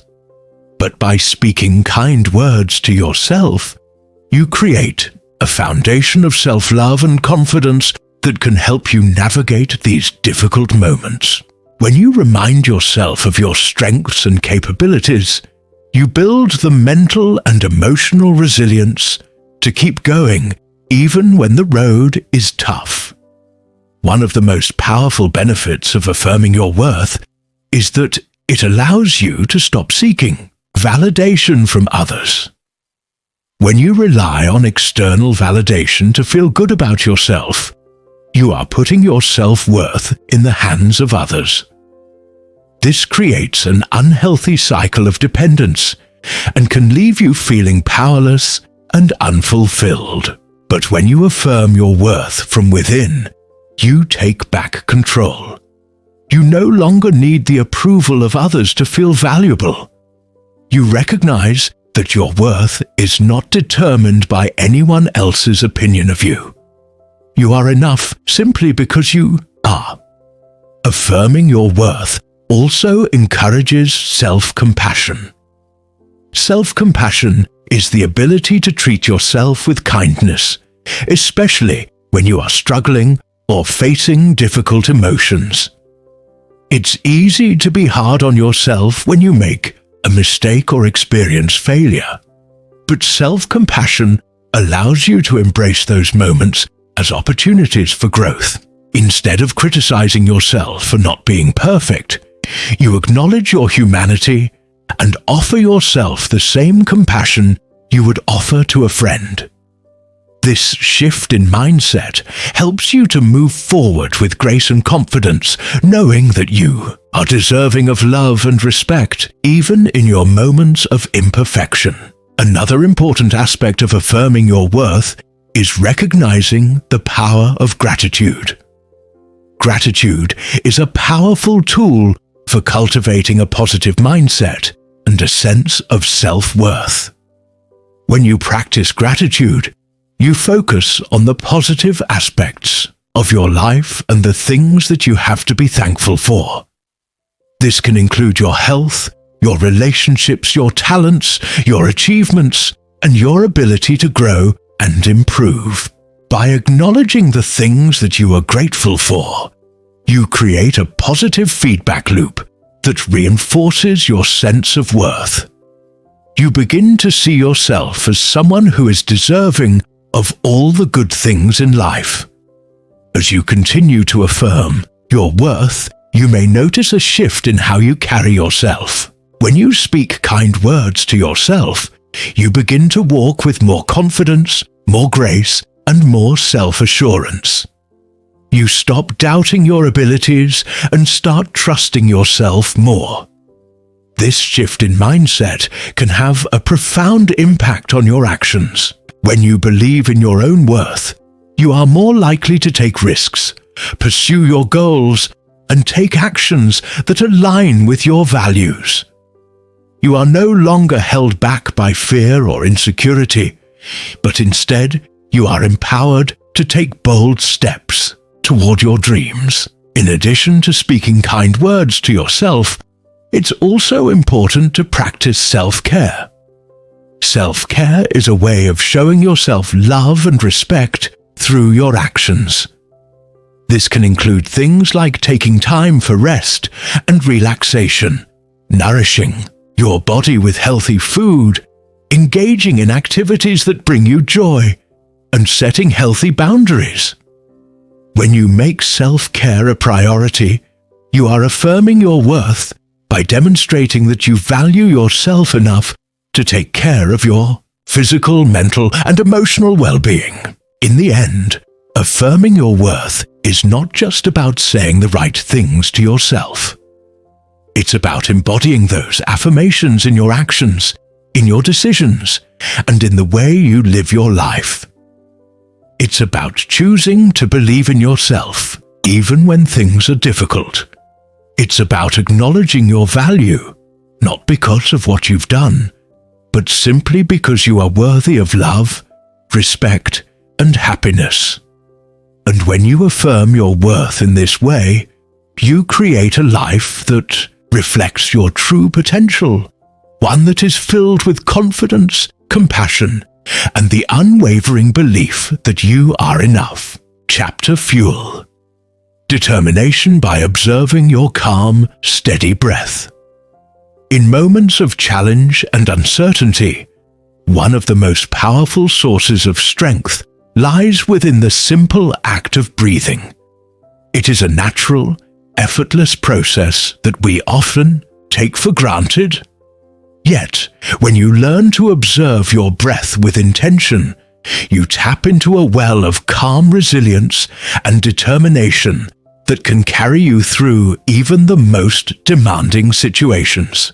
The breath, steady and unbroken, serves as a constant reminder of the strength you already possess.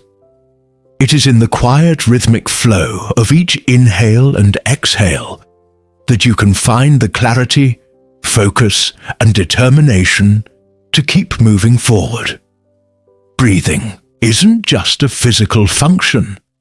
It is deeply connected to our mental and emotional states. When we are anxious, stressed, or overwhelmed, our breath becomes shallow and erratic. In contrast, when we are calm, grounded, and centered, our breath flows smoothly and steadily. The breath has the remarkable ability to reflect our internal state and just as powerfully to influence it. By becoming aware of your breath and learning to regulate it, you can tap into an endless source of inner strength. The first step in harnessing the power of your breath is to simply observe it. Close your eyes for a moment and focus on your natural breath. Notice the rise and fall of your chest or belly with each inhale and exhale. Don't try to change it or control it, just observe. This simple act of observation has the ability to calm the mind, bringing your attention to the present moment and away from distractions or worries. As you focus on your breath, you create a space of stillness within yourself, allowing your thoughts to settle and your mind to clear. In this space of stillness, you begin to reconnect with your inner strength. With each steady breath, you remind yourself that you have everything you need within you to overcome challenges. You are resilient, you are capable, you are determined. These qualities are not dependent on external circumstances or the opinions of others. They are intrinsic parts of who you are. And your breath serves as a constant reminder of that truth. When you face difficulties, it is easy to become overwhelmed by emotions, fear, doubt, frustration. These emotions can cloud your judgment and make it difficult to think clearly.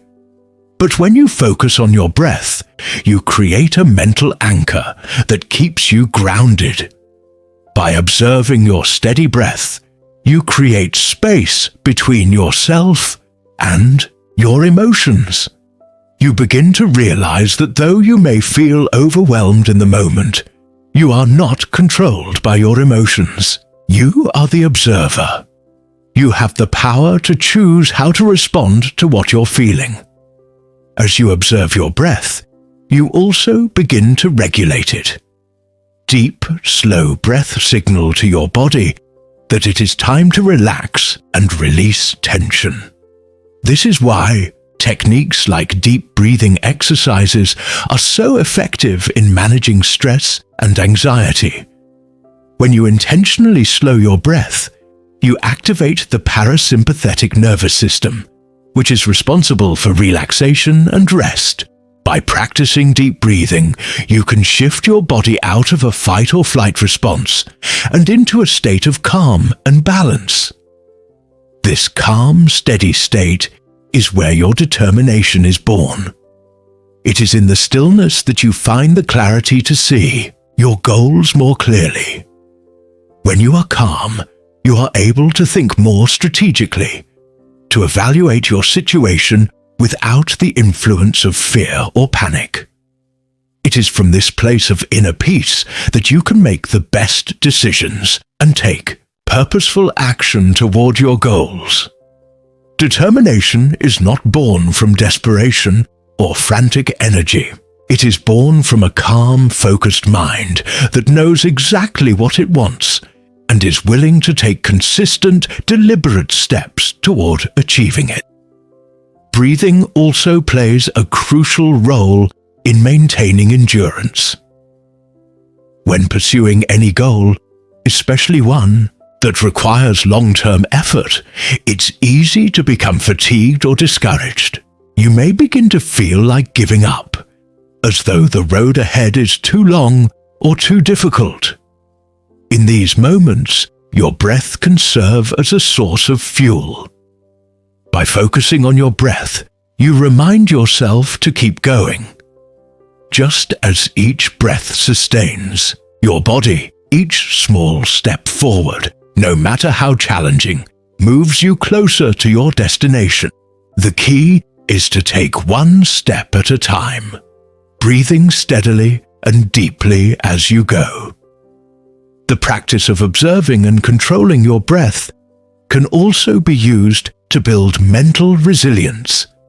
Just as physical endurance is developed through consistent training, mental resilience is developed through facing challenges and pushing through discomfort. When you observe your breath in moments of stress, you allow yourself to experience the discomfort without becoming overwhelmed by it. Instead of allowing stress to take over your mind, you use your breath to stay centered and present. This mental resilience helps you face challenges with calmness, determination, and strength, knowing that you have the ability to overcome whatever comes your way. Your breath can also serve as a reminder that change is constant and inevitable. Just as your breath flows in and out, life moves forward, bringing new experiences, challenges, and opportunities. The rhythm of your breath reflects the ebb and flow of life itself. By observing this rhythm, you can cultivate a sense of acceptance and adaptability. When challenges arise, you don't need to panic or resist. Instead, you can respond with the same calm and steady presence that you bring to each breath. The key is to remain flexible, to move with life's changes rather than against them. Moreover, observing your breath brings you back to the present moment. It is so easy to get caught up in the past or the future, dwelling on past mistakes or worrying about what might happen tomorrow. But the only moment you truly have is the present.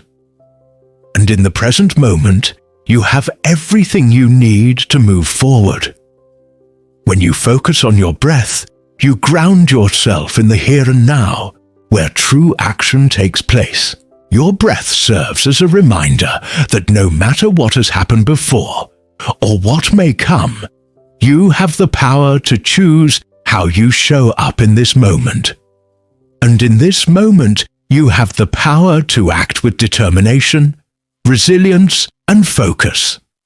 As you continue to practice observing your breath, you develop a deeper sense of trust in yourself. You begin to recognize that just as your body knows how to breathe without conscious effort, you know how to navigate life's challenges with strength and grace. You trust that even when things get difficult, you have the resources within you to persevere. This trust builds over time, and with it, your determination grows stronger. The process of observing your breath is not just about finding calm. It is about developing a relationship with yourself. It is about learning to tune in to your own inner wisdom, strength, and resilience.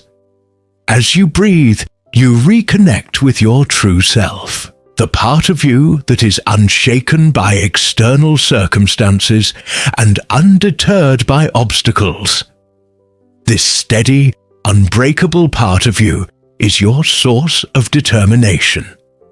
And it is always within you, waiting for you to tap into it. In moments of doubt, when the path seems unclear, or when obstacles arise, your breath will always be there to remind you of your strength. It is a constant companion that guides you back to your center, helping you remain focused and grounded as you move forward. With each breath, you can fuel your determination, knowing that you have the power to keep going no matter what challenges lie ahead. By observing and harnessing the power of your breath, you connect with an unshakable source of strength that can carry you through even the most difficult moments. It is a reminder that no matter what life throws your way, you have everything within you to remain calm, focused, and determined. The breath is your anchor, your source of resilience, and your ultimate tool for navigating life with unwavering determination. Chapter: Empower yourself by saying no and feeling relief. There is an immense power in saying no, a power that too many people overlook or fail to embrace. We live in a world that constantly demands our attention. Everyone seems to want something from us: our time, our energy, our resources. In this frenzy, we often forget that our ability to say no is just as important, if not more so, than our ability to say yes. When you learn to say no, you reclaim control over your life. You empower yourself in ways that go beyond merely setting boundaries. You begin to shape your own reality. The discomfort that often arises when we say no stems from a fear of disappointing others or being judged. We worry about letting someone down, about being seen as selfish, or about missing out on opportunities. But what if saying no isn't selfish at all? What if it is the most loving and empowering thing you can do for both yourself and the people around you? Saying no isn't about rejecting others. It's about acknowledging your own needs, your values, and your goals. It's about recognizing that your time and energy are precious, and that in order to preserve them for what truly matters, you must sometimes turn down requests, invitations, and demands that don't align with your priorities. There is a deep sense of relief that comes with saying no. It may be hard at first, especially if you've been conditioned to please others or avoid conflict. But once you get comfortable with this simple word, you begin to experience a new level of freedom. The weight of obligations that are not yours to bear begins to lift. You start to notice how much space opens up in your life when you stop saying yes to everything. The relief is almost immediate. Your mind becomes clearer, your stress levels decrease, and your sense of self-respect grows. When you say no, you are no longer living your life for others. You are living it for yourself. The true power of saying no lies in its ability to create space. Space for your own thoughts, space for your passions, and space for the people and experiences that truly matter to you. By saying no to the things that drain you, you open up room for the things that fuel you. This is not about being selfish. It's about self-care. And in caring for yourself, you become better equipped to show up fully for the people who truly need you. Whether it's your family, your friends, or your colleagues. There is a profound shift that happens when you make saying no a regular practice. At first, it may feel uncomfortable, but as you continue to do it, you begin to experience the many layers of freedom it brings. You realize that saying no allows you to stay aligned with your goals, to focus on what is truly important, and to avoid getting caught in the trap of external expectations. Instead of being pulled in a million directions, you become the one who decides where your energy goes. You start to understand that you cannot pour from an empty cup. And by taking care of your own needs, you are in a better position to help others when it matters most. When you say no, you are not rejecting people, but rather protecting your own peace.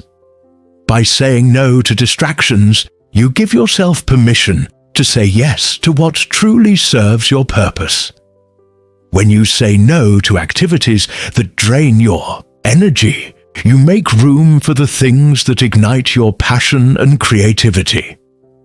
This act of self-empowerment allows you to preserve your time and energy for the things that bring you joy, fulfillment, and growth. Saying no helps you focus on the long-term vision for your life rather than getting lost in short-term demands that don't contribute to your personal or professional development.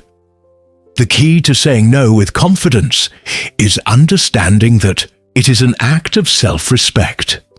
It's a recognition that you are worthy of having your time and energy valued. It's about prioritizing your own well-being and growth. Knowing that your life has a direction and purpose that is unique to you. Saying no is not an act of rejecting the world around you. It is an affirmation of your own value and worth. It's about choosing yourself over and over again without guilt or shame. Over time, as you practice saying no, you begin to notice a shift in your relationships. Some people may be taken aback by your refusal to comply with every request. But others will come to respect your boundaries. They will understand that when you do say yes, it is because you genuinely want to, not because you feel obligated. Your relationships will begin to thrive as a result of this authenticity. You will find that the people who truly care for you will support your decision to take care of yourself, and they will respect the boundaries you set. As you grow more comfortable with the power of no, you start to see how it directly impacts your emotional and mental health. You feel less stressed, less overwhelmed, and more in control of your life. The anxiety that once accompanied every request for your time slowly begins to fade. With every no, you protect your peace and your energy. You create a sense of order and clarity in your life. This sense of calm empowers you to make better decisions, take more purposeful actions, and focus on what truly matters. In moments where you feel the pressure to say yes, pause for a moment and check in with yourself. Ask yourself if this request aligns with your values, your goals, and your well-being. Is this something that will bring you joy, growth, or fulfillment? Or is it simply another obligation that will leave you feeling drained and depleted? By asking yourself these questions, you give yourself the opportunity to make a conscious, empowered decision. And when you say no, you are affirming your right to prioritize your own needs, desires, and happiness. Learning to say no is not just about rejecting others. It is about embracing your own worth. It is a powerful statement that you are worthy of your time, your peace, and your energy. It is an act of reclaiming control over your life, of refusing to be swept along by the tide of others' expectations. Saying no empowers you to live on your own terms, to take charge of your destiny, and to surround yourself with the people and experiences that truly enrich your life. Each time you say no, you build a stronger sense of self-respect. You reinforce the message that you deserve to live a life that is aligned with your values, that is rooted in purpose, and that honors your well-being. This empowerment comes from within and radiates outward, affecting every area of your life. When you stand in your power, you stop seeking validation from others, and instead, you learn to validate yourself. Saying no is not just a refusal to comply. It is a declaration of your worth and your right to live a life that reflects who you truly are. With practice, saying no becomes a natural part of your life. It becomes a tool that you use to preserve your energy to protect your peace and to cultivate the life you desire. You begin to realize that the more you say no to things that drain you, the more you open yourself up to the possibilities of what you can say yes to. It is a beautiful cycle of empowerment that grows stronger with each decision you make. The true power of saying no is not just in the act itself, but in the relief and freedom that follows. You can breathe easier, think clearer, and feel more aligned with your true self. It is a practice that transforms your life, helping you to create the space you need to thrive. With every no, you reclaim your time, your energy, and your life. You empower yourself to live boldly, to pursue your passions, and to prioritize your well-being. And in doing so, you create the life you deserve. Chapter: Own each decision and feel your confidence grow inside. Every day we are faced with decisions, some big, some small, that shape our lives in profound ways. The power to make decisions is one of the most crucial skills we can cultivate. It is through decisions that we steer our lives toward the direction we choose. And yet, for many of us, decision-making can be a source of fear and anxiety. We fear making the wrong choice. We doubt ourselves. And we often let indecision take root. But here's the truth. Owning your decisions is one of the most empowering actions you can take. When you own each decision you make, you step into a place of true power where your confidence begins to grow from the inside out. The act of owning a decision means fully accepting responsibility for the choices you make without regret or second-guessing. It's about taking complete ownership of your actions and trusting yourself enough to follow through. The decisions you make, whether they lead to success or failure, are yours, and that is something to be proud of. Too often, we look to others for validation or approval. We seek permission to make choices, or we defer our decisions to external factors. But true confidence comes from within, and it begins with owning your decisions. Whatever the outcome, the first step in owning your decisions is embracing the reality that no one can make the perfect decision every time. Life isn't about perfection. It's about progress. And that progress is rooted in the decisions you make along the way. When you make a decision, you are not guaranteed an easy path, but you are guaranteed a chance to learn and grow. Every decision, whether it turns out the way you hoped or not, offers valuable lessons. This perspective frees you from the burden of perfectionism and allows you to make choices with confidence, knowing that you can handle whatever the outcome may be. It's easy to become paralyzed by the fear of making a mistake. But mistakes are simply stepping stones on the path to mastery. When you take ownership of your decisions, you stop dwelling on what could have been. Instead, you focus on what you can learn from the decision you've made. Even if things don't go as planned, you have the power to adjust and redirect your course. You can always make another decision. The key is not to let fear or doubt control your choices, but to act with conviction and trust in your ability to handle whatever comes your way. Owning your decisions also means trusting yourself. Self-trust is the foundation of confidence. When you trust that you are capable of making sound decisions, you begin to take more risks. You step out of your comfort zone and stretch beyond your limits. With each decision you make, you build more self-trust, which in turn strengthens your confidence. This self-assurance creates a positive feedback loop.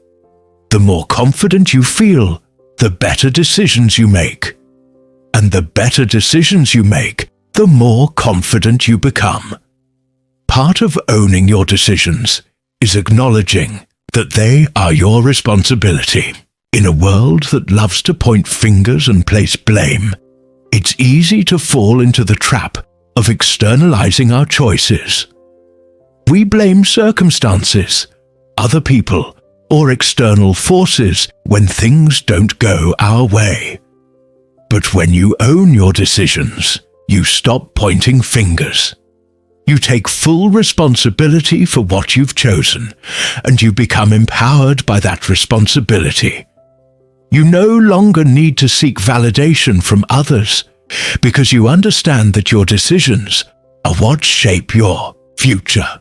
You begin to see that you have the power to control your life through the decisions you make. Confidence grows when you stop waiting for external validation and start validating yourself. When you make a decision, own it fully and commit to it. Don't second-guess yourself or waver in your commitment. Stand firm in your choice, even if it feels uncomfortable at first. Confidence is not about feeling sure of yourself all the time. It's about taking action and trusting that you have the capacity to handle whatever comes next. The more you make decisions and follow through with them, the more you reinforce your belief in yourself. Another aspect of owning your decisions is learning to embrace uncertainty. Often we hesitate to make decisions because we fear the unknown. We want to be certain that we are making the right choice. But the truth is, there is rarely a decision that comes with absolute certainty. Life is unpredictable, and every decision carries an element of risk. But that is where growth lies. When you take ownership of your decisions, you stop waiting for perfect certainty and start embracing the journey of figuring things out along the way. You understand that not every decision will have a clear outcome, but you trust in your ability to adapt, adjust, and pivot as needed. Owning your decisions also means letting go of regret. Regret is a heavy weight that holds us back. It keeps us stuck in the past, wondering what could have been. But when you own your decisions, you free yourself from regret. You acknowledge that the choices you made were the best ones for you at the time. You understand that hindsight is always clearer, and you give yourself the grace to move forward without dwelling on past decisions. Instead of beating yourself up for what didn't work out, you focus on what you can do now to move toward your goals. You are no longer shackled by the past, but empowered by the lessons it has taught you. The key to owning your decisions lies in shifting your mindset. Instead of seeing decisions as burdens or risks, view them as opportunities for growth. Every decision you make is an opportunity to learn more about yourself, to build resilience, and to become a more confident version of yourself. Embrace the process of decision-making with the understanding that there is no perfect path. The only way to know what works for you is to try to experiment and to see what resonates with your values and goals. With each choice, you get closer to aligning with your true self. As you begin to own your decisions more and more, you'll notice a shift in how you approach challenges. You'll approach them with more confidence, knowing that you have the capacity to handle whatever comes your way. You'll start to trust that no matter the outcome, you will find a way to make the best of it. Confidence doesn't come from avoiding mistakes. It comes from knowing that you can navigate them when they occur. By taking ownership of your decisions, you are telling yourself that you are in control. You have the power to create the life you want through the choices you make. With every decision you make and take ownership of, you begin to feel your confidence grow from the inside out. This confidence doesn't come from external validation or from doing everything perfectly. It comes from the belief that you are capable, resourceful, and resilient. It comes from knowing that you can handle whatever comes your way and that you have the strength to keep moving forward no matter the obstacles. The more you own your decisions, the more your sense of self-worth grows. You stop looking for approval or permission from others and start trusting yourself. With each choice, you affirm your worth and your ability to create the life you desire. This internal validation becomes the cornerstone of your confidence. You no longer rely on external factors to dictate how you feel about yourself. Instead, you recognize that your worth comes from within, and it is strengthened each time you take responsibility for the decisions you make. When you own each decision you make, you step into a place of true power. You stop letting fear or uncertainty dictate your actions, and you start making decisions with confidence and conviction. You trust yourself to make the right choices, knowing that even if things don't turn out as planned, you can learn, adapt, and grow. This mindset shift will transform your life. It will elevate your confidence, your sense of purpose, and your ability to take on challenges with courage and resilience. By owning your decisions, you take control of your life, and in doing so, you unlock your full potential. Chapter: Confront negative thoughts and feel renewed energy from action. Negative thoughts have a way of creeping into our minds when we least expect them. They show up in quiet moments, in between tasks or at the edges of our focus. For many, negative thoughts become an internal soundtrack, replaying doubts, fears, and anxieties. It's easy to allow these thoughts to shape our mood, our confidence, and our actions. Over time, this negativity can erode our motivation, slow our progress, and drain our energy. But here's the good news. You have the power to confront these negative thoughts and replace them with actions that not only combat the negativity, but actually fuel your energy and determination. It's through action that we break free from the grip of negative thinking. And it's in action that we discover renewed energy, strength, and focus. The first step in confronting negative thoughts is recognizing them. These thoughts often masquerade as truths, and they can be surprisingly persistent. They might take the form of doubts about your abilities, fears about your future, or even harsh self-criticism. They whisper, "You're not good enough, you'll never succeed, or this is too hard." But the key to overcoming these thoughts is not to deny them or ignore them. Acknowledging negative thoughts is the first step toward disempowering them. When you recognize them for what they are, temporary, fleeting, and often unfounded, you take away some of their power. You can then choose not to identify with them or let them control your actions. Once you have acknowledged the negative thoughts, the next step is to confront them head-on. This doesn't mean engaging with them in an argument or trying to reason with them. Negative thoughts are often illogical and irrational, and trying to prove them wrong through logic alone can be a losing battle. Instead, the goal is to confront them by shifting your focus from thought to action. Action is the antidote to negative thinking. When you take decisive action, no matter how small, You send a message to your mind that you are in control, not your doubts. For example, if you're feeling overwhelmed by the thought, "I'm not capable of handling this task," the best way to confront that thought is by taking action, however small. Start by doing just one thing, one small step toward completing the task.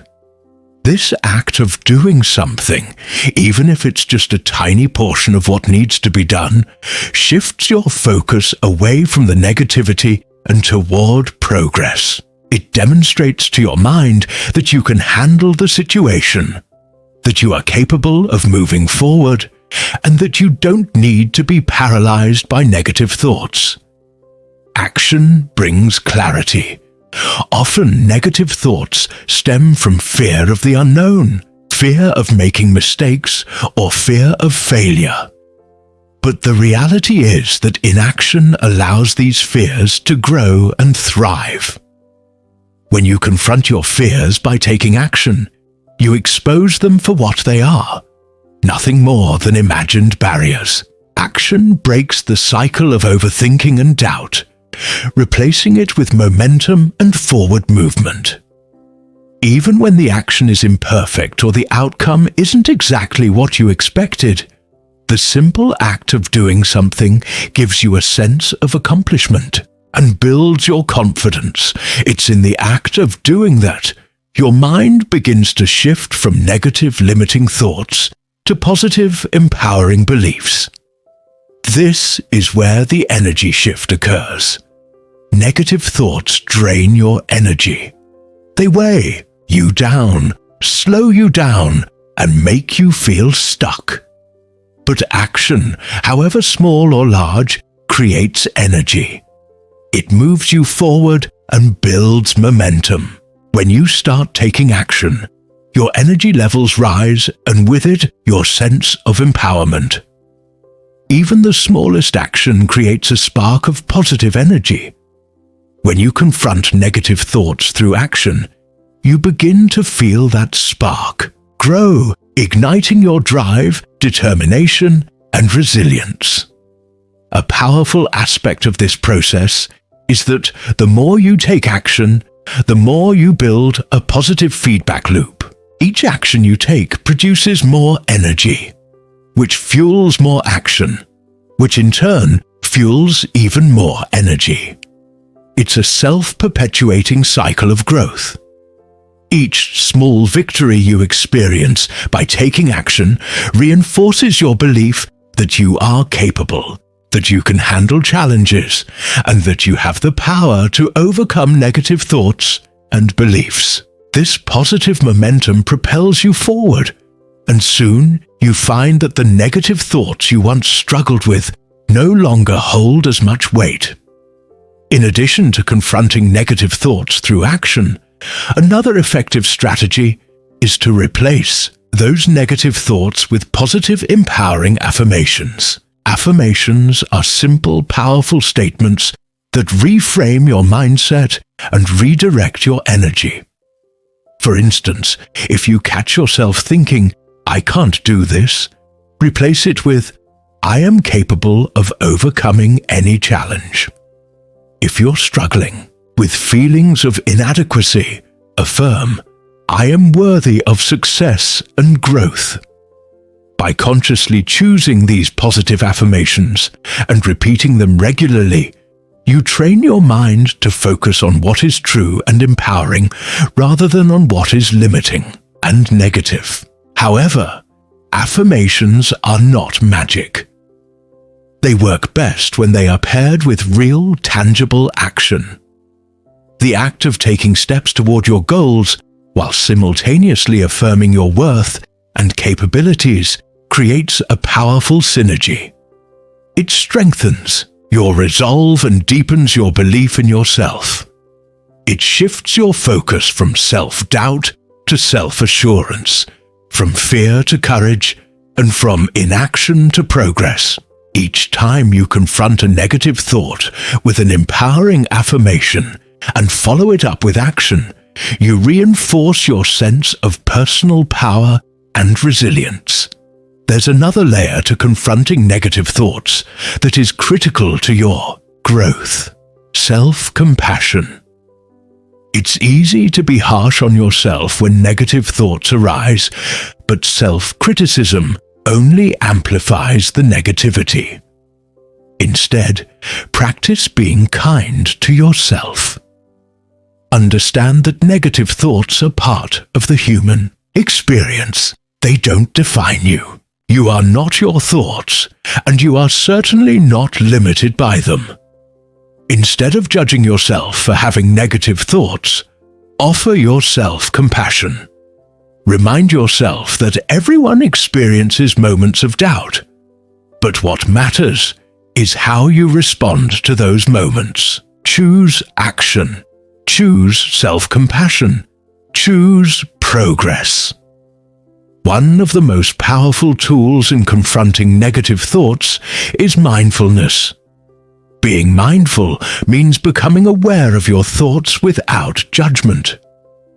When you notice negative thoughts, arising rather than reacting to them or letting them control your emotions, take a step back and observe them. Recognize them as temporary and fleeting.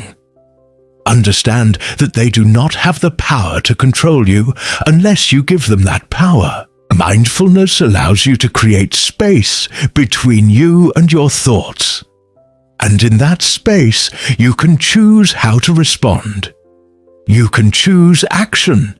You can choose to affirm your worth.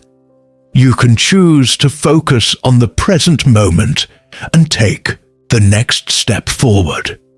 As you continue to confront negative thoughts and replace them with action, affirmations, and mindfulness, you will begin to feel a renewed sense of energy and strength. Negative thoughts no longer have the same hold over you. You become less reactive to them and more proactive in your approach to life. Your energy shifts from one of frustration and fear to one of determination and clarity. You start to feel empowered, knowing that no matter what negative thoughts arise, you have the tools to confront them and move forward with confidence. By embracing this mindset, you will find that you not only reduce the impact of negative thinking on your life, but also begin to thrive in the face of challenges. Negative thoughts will no longer dictate your actions. Instead, you will dictate your actions. Through confrontation, action, and self-compassion, you transform negative thoughts into fuel for growth. Each step you take, no matter how small, generates energy. This energy propels you forward, giving you the strength to continue on your path with purpose, clarity, and an unwavering belief in your ability to succeed. Chapter: Sharpen focus by noticing each small physical feeling. Now, focus is one of the most powerful tools you can harness in life. It's the difference between moving forward and staying stagnant, between achieving your goals and getting lost in the noise. And yet, focus isn't just a mental state. It's deeply connected to your physical experience. You can sharpen your focus by tuning in to the small physical sensations happening in your body right now. By directing your attention to the present moment and observing the subtle feelings of your body, you unlock a deeper level of awareness. This awareness sharpens your ability to concentrate, to block out distractions, and to truly immerse yourself in whatever you're doing. The key to focus is not just to will it into existence, but to train your mind and body to work in harmony. The physical sensations you experience at any given moment can be an anchor to the present. By becoming acutely aware of these sensations, you bring your mind back to the here and now, pulling it away from the distractions that often derail your attention. The more you practice this, the more it becomes second nature. You can train yourself to sharpen your focus by noticing each small physical feeling and grounding your attention in your body. It all starts with awareness.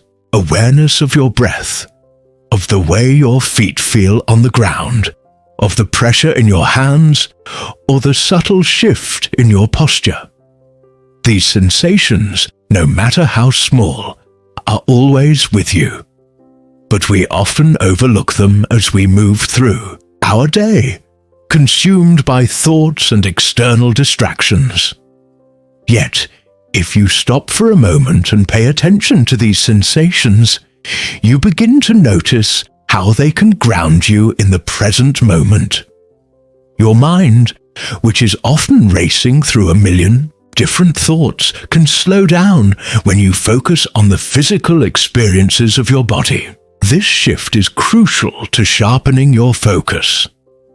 Take your breath, for example. It's the most immediate physical sensation you can connect with at any moment. You may not always notice it, but your breath is always there. A steady rhythm that can center you when your mind begins to scatter. By bringing attention to each inhale and exhale, you begin to create a connection between your mind and body. This connection is key to sharpening focus. When you focus on your breath, you give your mind something concrete to anchor itself to. Your thoughts are no longer allowed to drift aimlessly.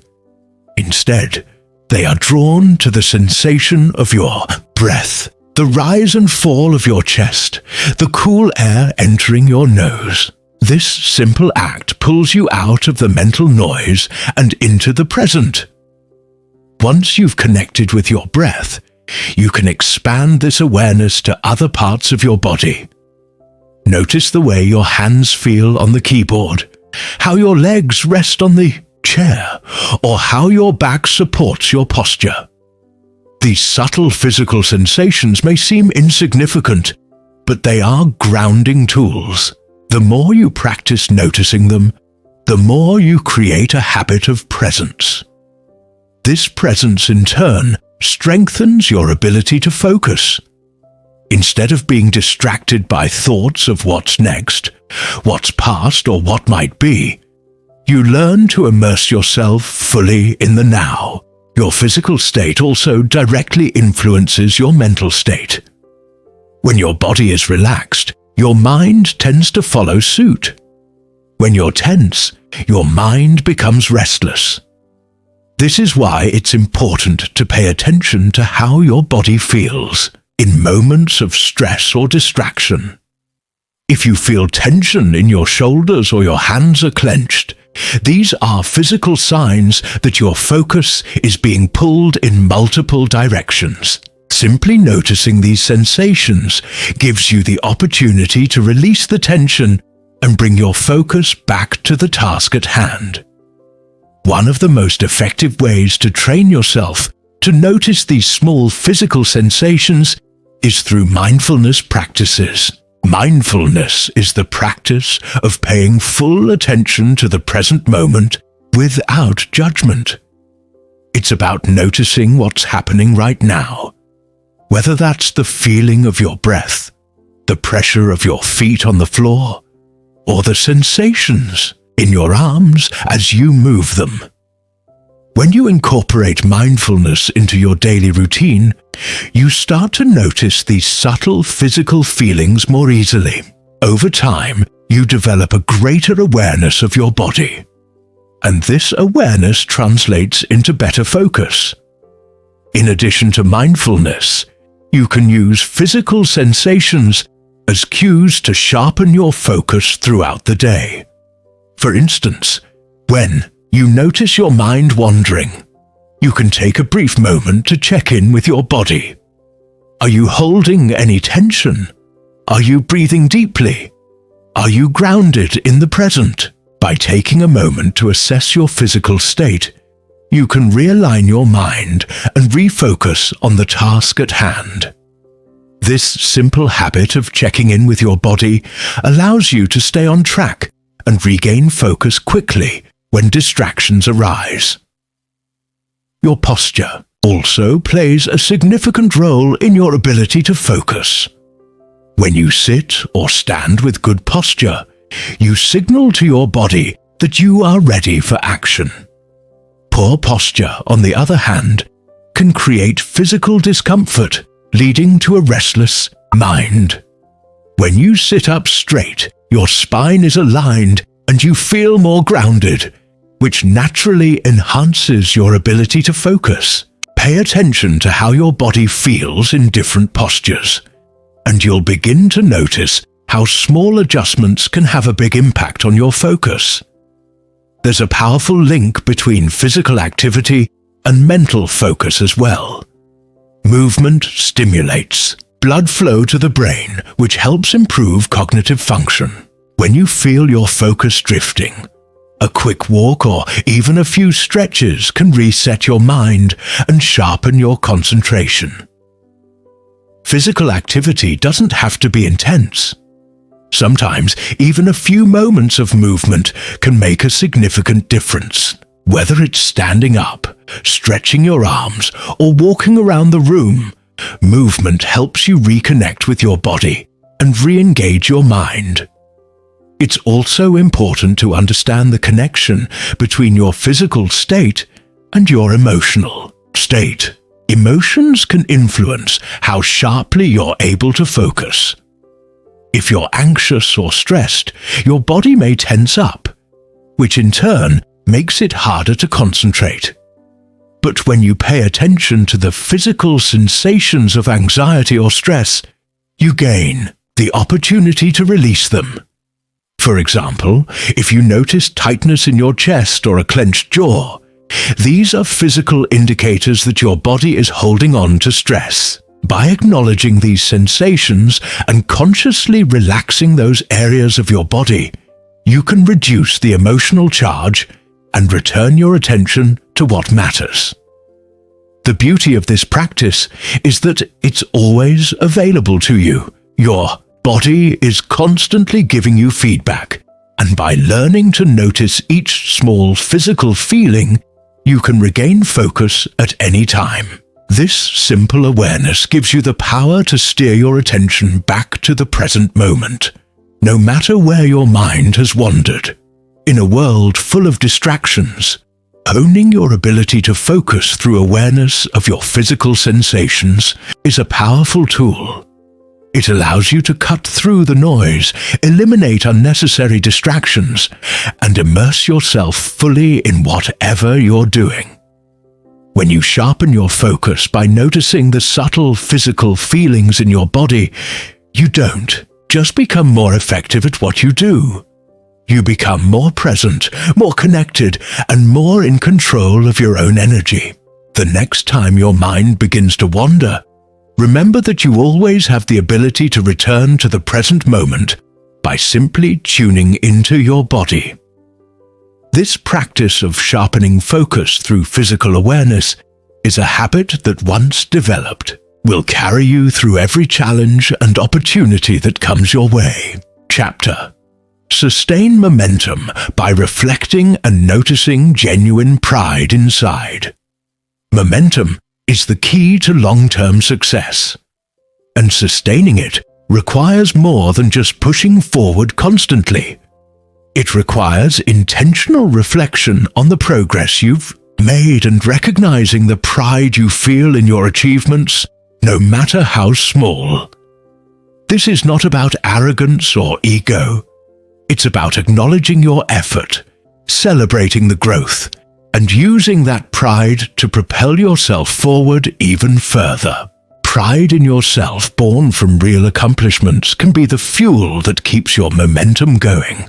When the initial excitement of a new goal fades, it acts as an anchor, a source of energy that you can tap into whenever you need to push through difficult moments or challenging obstacles. The first step in sustaining momentum is to reflect. Without taking a moment to assess how far you've come, it's easy to get lost in the endless cycle of tasks and projects, feeling as if you're never really getting anywhere. The act of reflecting allows you to step back from the daily grind and acknowledge the progress you've made. It's a reminder that each small step forward counts, even when it feels like it's not enough. Reflection helps you reconnect with your vision, reignite your passion, and see that the work you've put in is not in vain. As you reflect, allow yourself to feel genuine pride in the effort you've made. This isn't about comparing yourself to others or seeking external validation. It's about looking inward and recognizing the strength it takes to keep moving forward even when the road gets tough. It's easy to get caught up in the idea of perfection or feel discouraged when things aren't progressing as quickly as you'd like. But if you pause and really look at your progress, you'll see that even the smallest victories are worth celebrating. True pride is not about grandiose achievements. It's about recognizing the consistency, discipline, and determination that allowed you to make progress. It's the quiet internal recognition of your efforts regardless of how they compare to the successes of others. Pride in this sense is a deep feeling of satisfaction that comes from knowing you've put in the work and you've done it with intention. It's a pride that reinforces your belief in yourself, even when the results aren't immediately visible.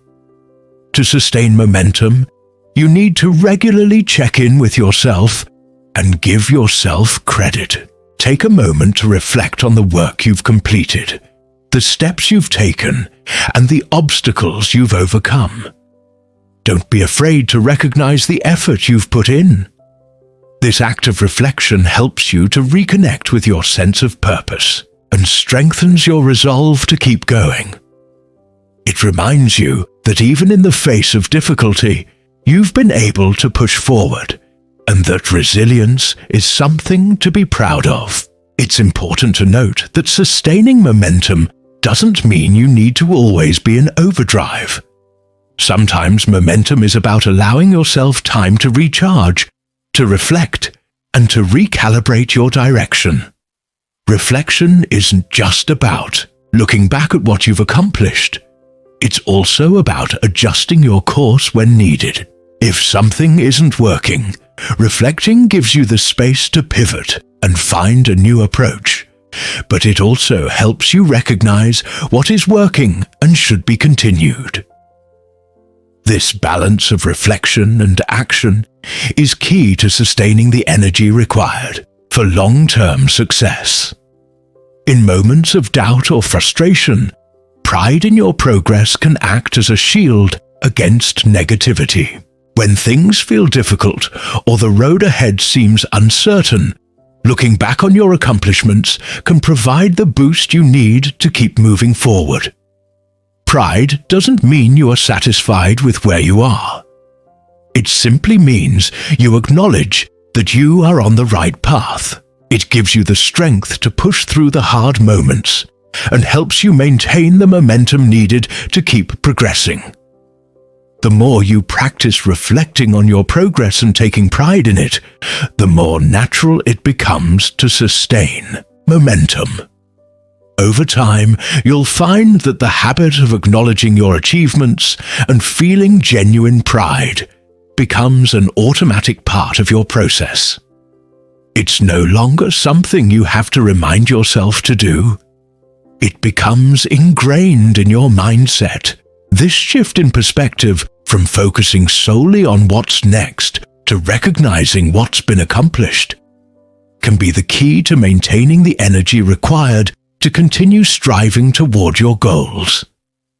Each time you take a moment to reflect and celebrate your progress, you reaffirm your commitment to your goals.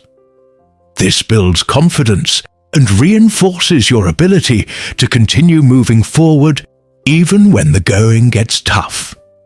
The more you connect with the pride you feel inside, the more your momentum will carry you. When you are proud of what you've done, you naturally want to do more. That pride becomes the spark that keeps the fire burning. Ultimately, momentum is sustained by the strength of your inner drive, and that drive is often fueled by a sense of accomplishment. By reflecting on what you've done and acknowledging the pride that comes with it, you tap into a wellspring of motivation that propels you forward. This internal pride is not fleeting. It's a deep-grounded energy that comes from within and will always be there to support you. When you take the time to look at your journey with pride, you'll notice that the challenges and obstacles no longer feel as overwhelming. You realize that you've already overcome so much, and that gives you the courage to face whatever comes next. Each small victory is a building block in your momentum. And by reflecting on those victories, you reinforce the belief that you are capable of achieving even greater things. As you continue on your path, the key to sustaining momentum is not about always looking ahead. It's about honoring where you are right now, recognizing the work you've done, and feeling a deep sense of pride in your efforts. This mindset shift will help you stay grounded and energized as you move forward. So, don't rush through your journey. Take the time to reflect, celebrate your wins, and notice the pride you feel inside. That pride will sustain your momentum, and before you know it, you'll be amazed at how far you've come. Keep going, and know that each step, no matter how small, is worth recognizing and celebrating. Chapter Break Limiting Beliefs by testing your limits until exhilarated. There's a limit that exists in your mind, one that keeps you within the safe and predictable boundaries of your comfort zone. It's the voice that tells you what you can and can't do. It's the inner narrative that constantly warns you of failure, exhaustion, or not being good enough. But what if you could challenge those thoughts? What if instead of allowing them to dictate your actions, you tested your limits and proved to yourself that those beliefs were nothing more than illusions? Breaking limiting beliefs is not a passive activity. It requires action. Pushing yourself to go beyond what you think is possible and embracing the discomfort that comes with stepping into the unknown. Every time you test your limits, you confront the idea that you can't, and you replace it with the truth you can. Not only can you overcome your perceived limitations, but you can also thrive in the process. The first step to breaking limiting beliefs is to recognize that they exist.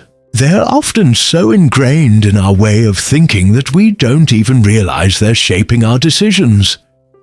These beliefs can manifest in many ways. I'm not good enough to try that. I'll fail if I attempt something new, or this is all I'm capable of.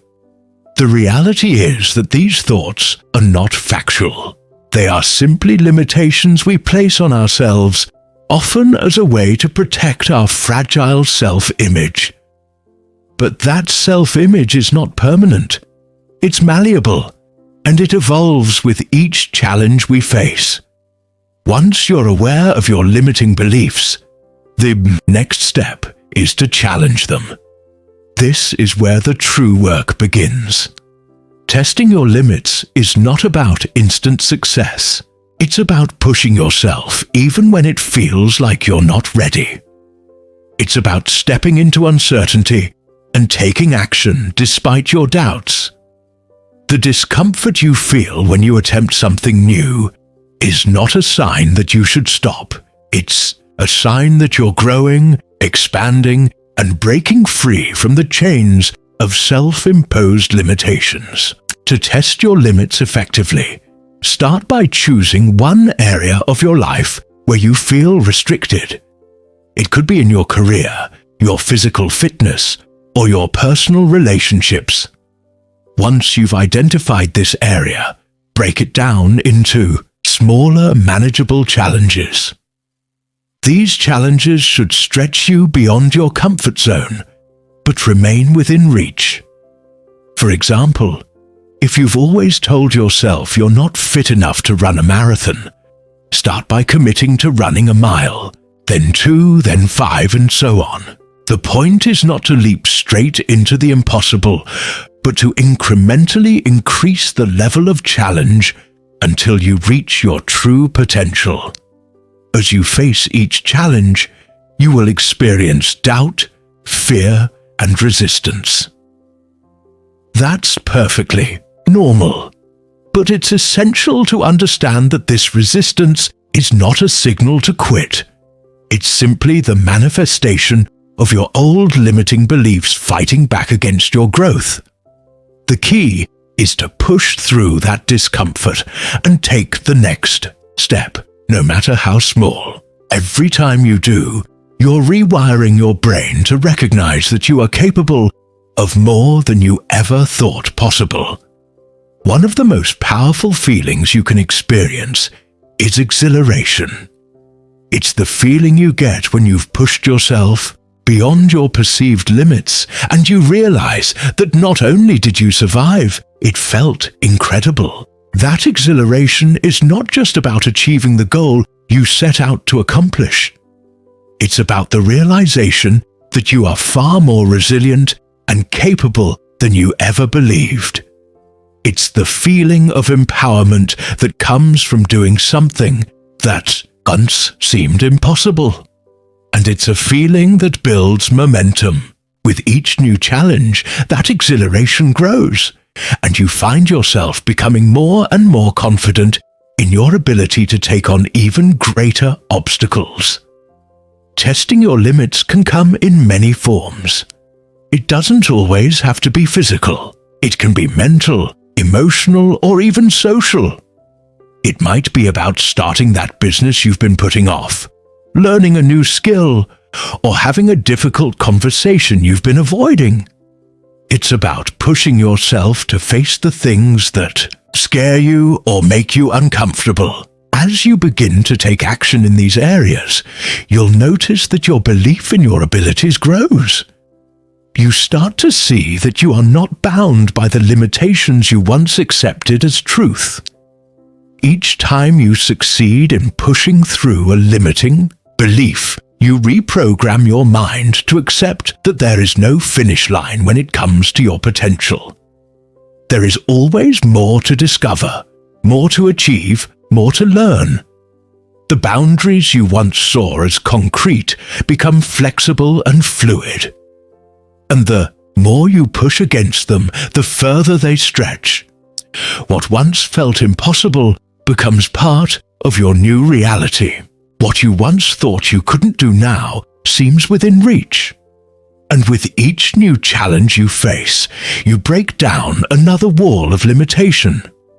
But remember, breaking limiting beliefs is not a one-time event. It's an ongoing process of self-discovery. The more you test your limits, the more you realize just how much untapped potential you have inside you.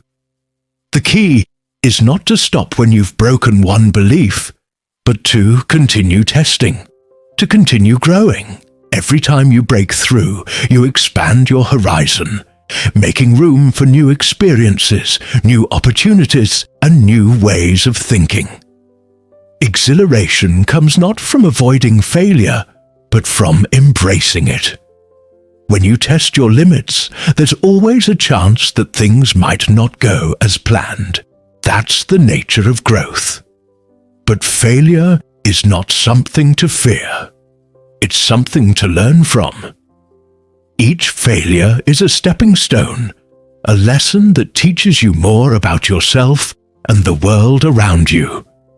When you can reframe failure as a natural part of the journey, you can approach each challenge with excitement, knowing that every step, whether forward or backward, is bringing you closer to your true potential. As you continue to test your limits, the exhilaration you feel becomes less about the outcome and more about the process.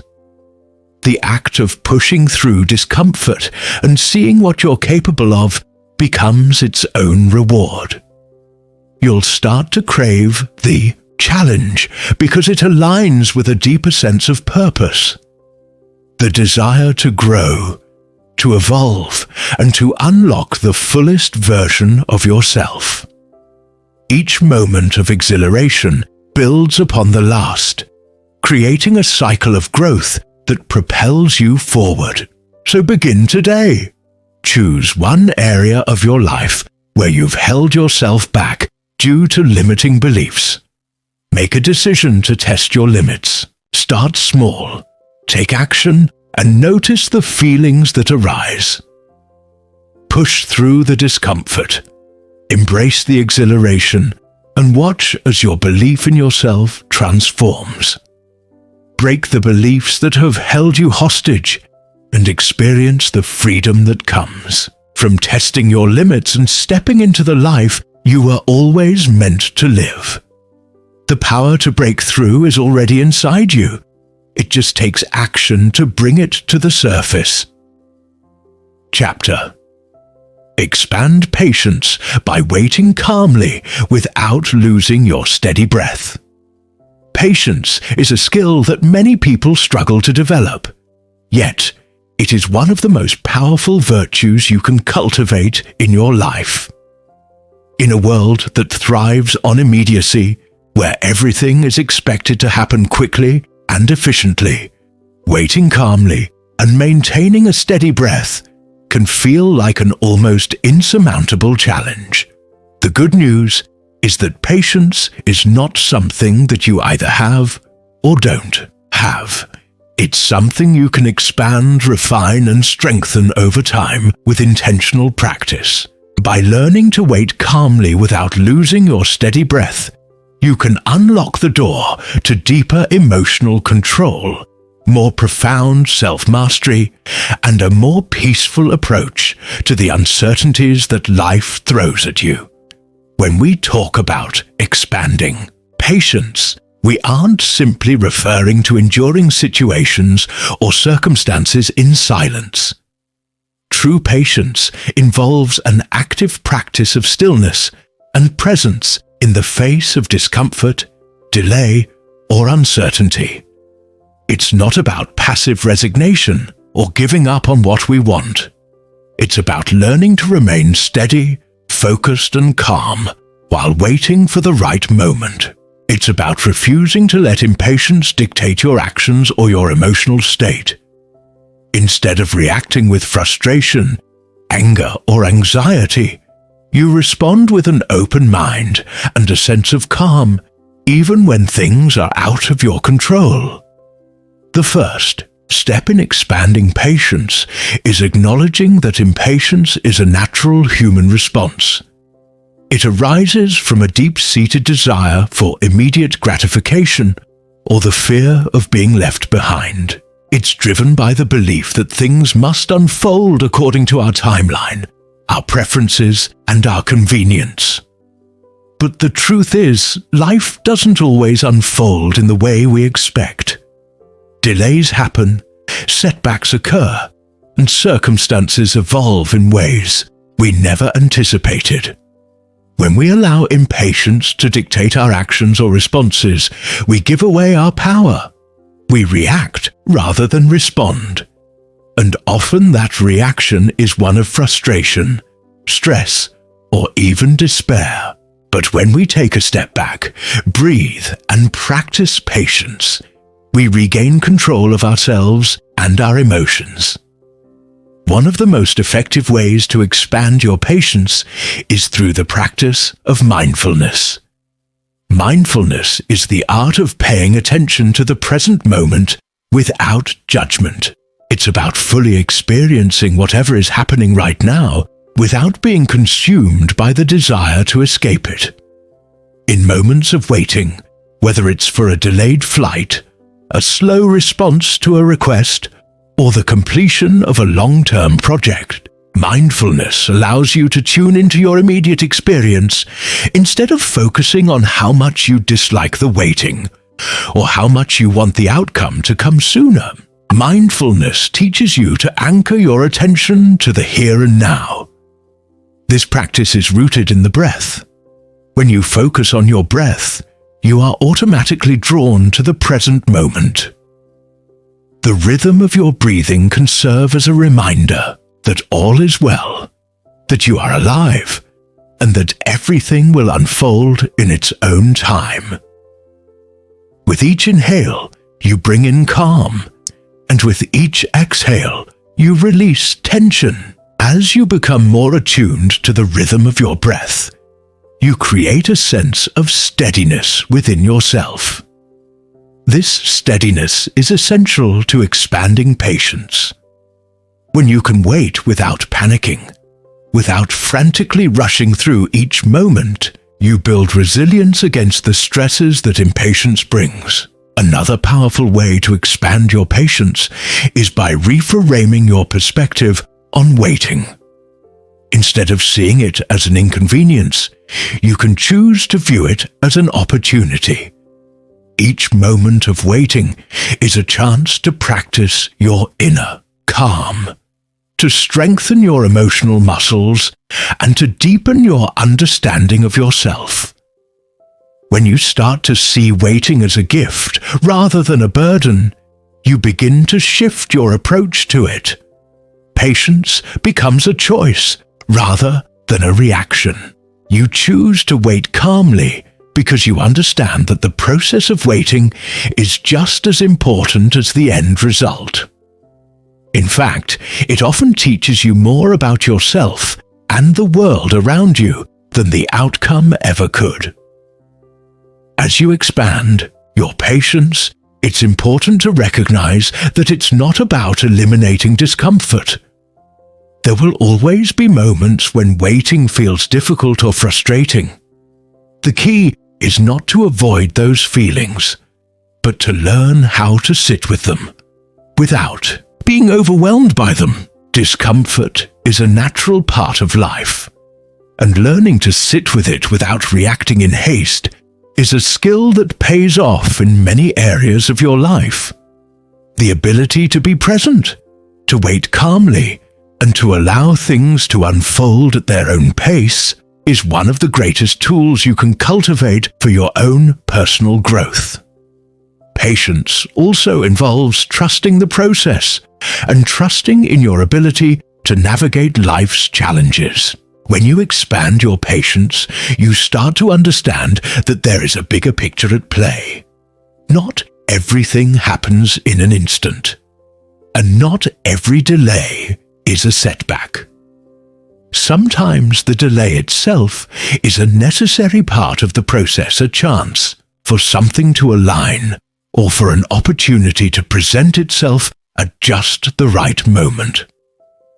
When you trust that life is unfolding as it should, even in moments of uncertainty, you feel a sense of calm and surrender. You stop fighting the process and start allowing things to happen in their own time, which frees up your energy to focus on what really matters. The act of waiting calmly without losing your steady breath also encourages you to be more compassionate with yourself and others. When you're able to remain patient in the face of difficulty, you create a space for compassion to flow. You stop rushing to judgment either of yourself or of others, and you create room for understanding and acceptance. This not only enhances your emotional intelligence, but also improves your relationships. When you are patient with yourself, you allow yourself the space to grow, to make mistakes, and to learn without the pressure of perfection. When you are patient with others, you create an environment of trust, respect, and support. The benefits of expanding patience extend far beyond the moments of waiting. As you become more skilled in waiting calmly, you begin to notice a shift in your overall mindset.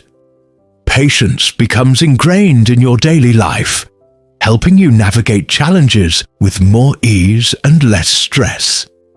You learn to approach situations with a calm, steady demeanor. Even when things don't go as planned, the ripple effect of this calmness touches every part of your life, from your work to your relationships to your health.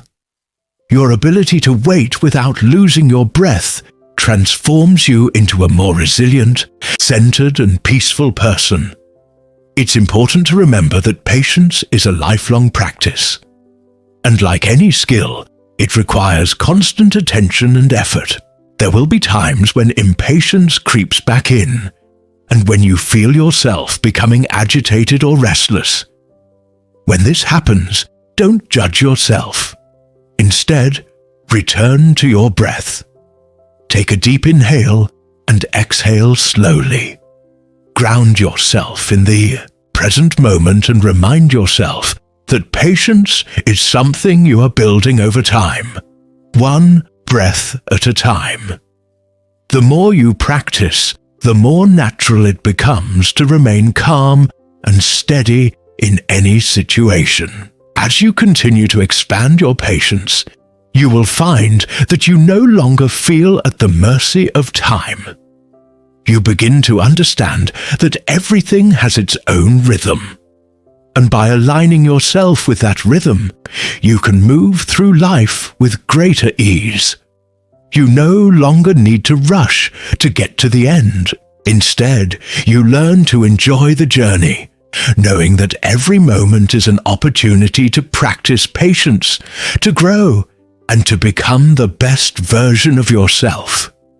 So, take a moment now, wherever you are, to breathe deeply and slowly. Notice the steady rhythm of your breath. And as you inhale and exhale, remind yourself that patience is something you are cultivating within yourself. It is a skill that will serve you for the rest of your life, guiding you through moments of uncertainty, discomfort, and waiting. The more you practice, the more you will discover that patience is not just about waiting for things to unfold. It is about embracing the process of life with calmness and grace. Chapter Command. Respect by holding eye contact with unwavering resolve. There's a simple yet profound act that has the potential to command respect in any interaction. It's something that costs nothing, but its impact is immeasurable. It's the power of holding unwavering eye contact. It may seem subtle, almost inconspicuous. But the truth is, it sends a clear message to everyone around you. You are present, you are confident, and you deserve respect. To command respect, you must first understand that respect is not freely given or automatically assumed. It's something that must be earned. However, in earning that respect, you don't need to force it or demand it aggressively. It's not about trying to be domineering or overpowering. Respect is earned through consistency, self-assurance, and an unshakable belief in your own worth. And one of the simplest yet most powerful ways to project that inner strength and confidence is through unwavering eye contact. Eye contact is a fundamental aspect of human communication. It is often said that the eyes are the windows to the soul, and this statement holds a great deal of truth. Our eyes communicate more than words could ever express. A glance can convey understanding, empathy, suspicion, admiration, or even dominance. Eye contact is a powerful non-verbal cue that establishes connection and conveys authority. When you look someone in the eye, you are saying, "I acknowledge your presence, but also, I am confident in my own presence." When you engage in unwavering eye contact, you're showing the world that you are not intimidated by them. You are not avoiding confrontation, nor are you backing down in fear. Instead, you are calmly and confidently asserting your position in the interaction. You are ready to engage, to be present, and to communicate openly. This doesn't mean you stare at people without blinking or make others uncomfortable. It's about maintaining natural, consistent eye contact that is steady and intentional. It's about showing others that you are comfortable in your own skin, and you are not afraid to stand your ground. Eye contact has an almost magical ability to shift dynamics in a conversation or an encounter. When you look someone in the eye, you're telling them that you value their attention, that you are fully engaged, and that you expect the same level of respect in return. It's a subtle, unspoken way of asserting that you are a force to be reckoned with. This can be particularly important in situations where you are trying to establish yourself as an equal, or when you are seeking to make your point clear. In meetings, during negotiations, or in everyday interactions, holding eye contact with unwavering resolve can make all the difference in how others perceive you. However, the power of eye contact isn't just in its ability to assert dominance or control. It's also a way of fostering trust and building rapport. When you hold eye contact with someone, you are showing them that you have nothing to hide, that you are open and transparent. It's a form of connection that transcends words. Trust is built through consistent, genuine eye contact. When you look someone in the eye, you are inviting them to trust you by showing that you are authentic, grounded, and sure of your intentions.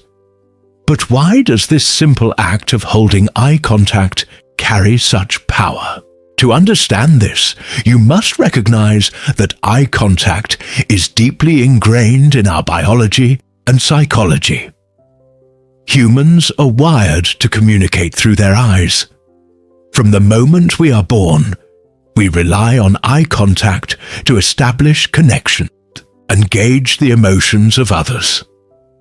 As children, we learn to seek our caregiver's eyes to understand their emotional state and to form bonds. As we grow, eye contact becomes an essential tool in navigating social interactions, helping us establish dominance, trust, empathy, and understanding.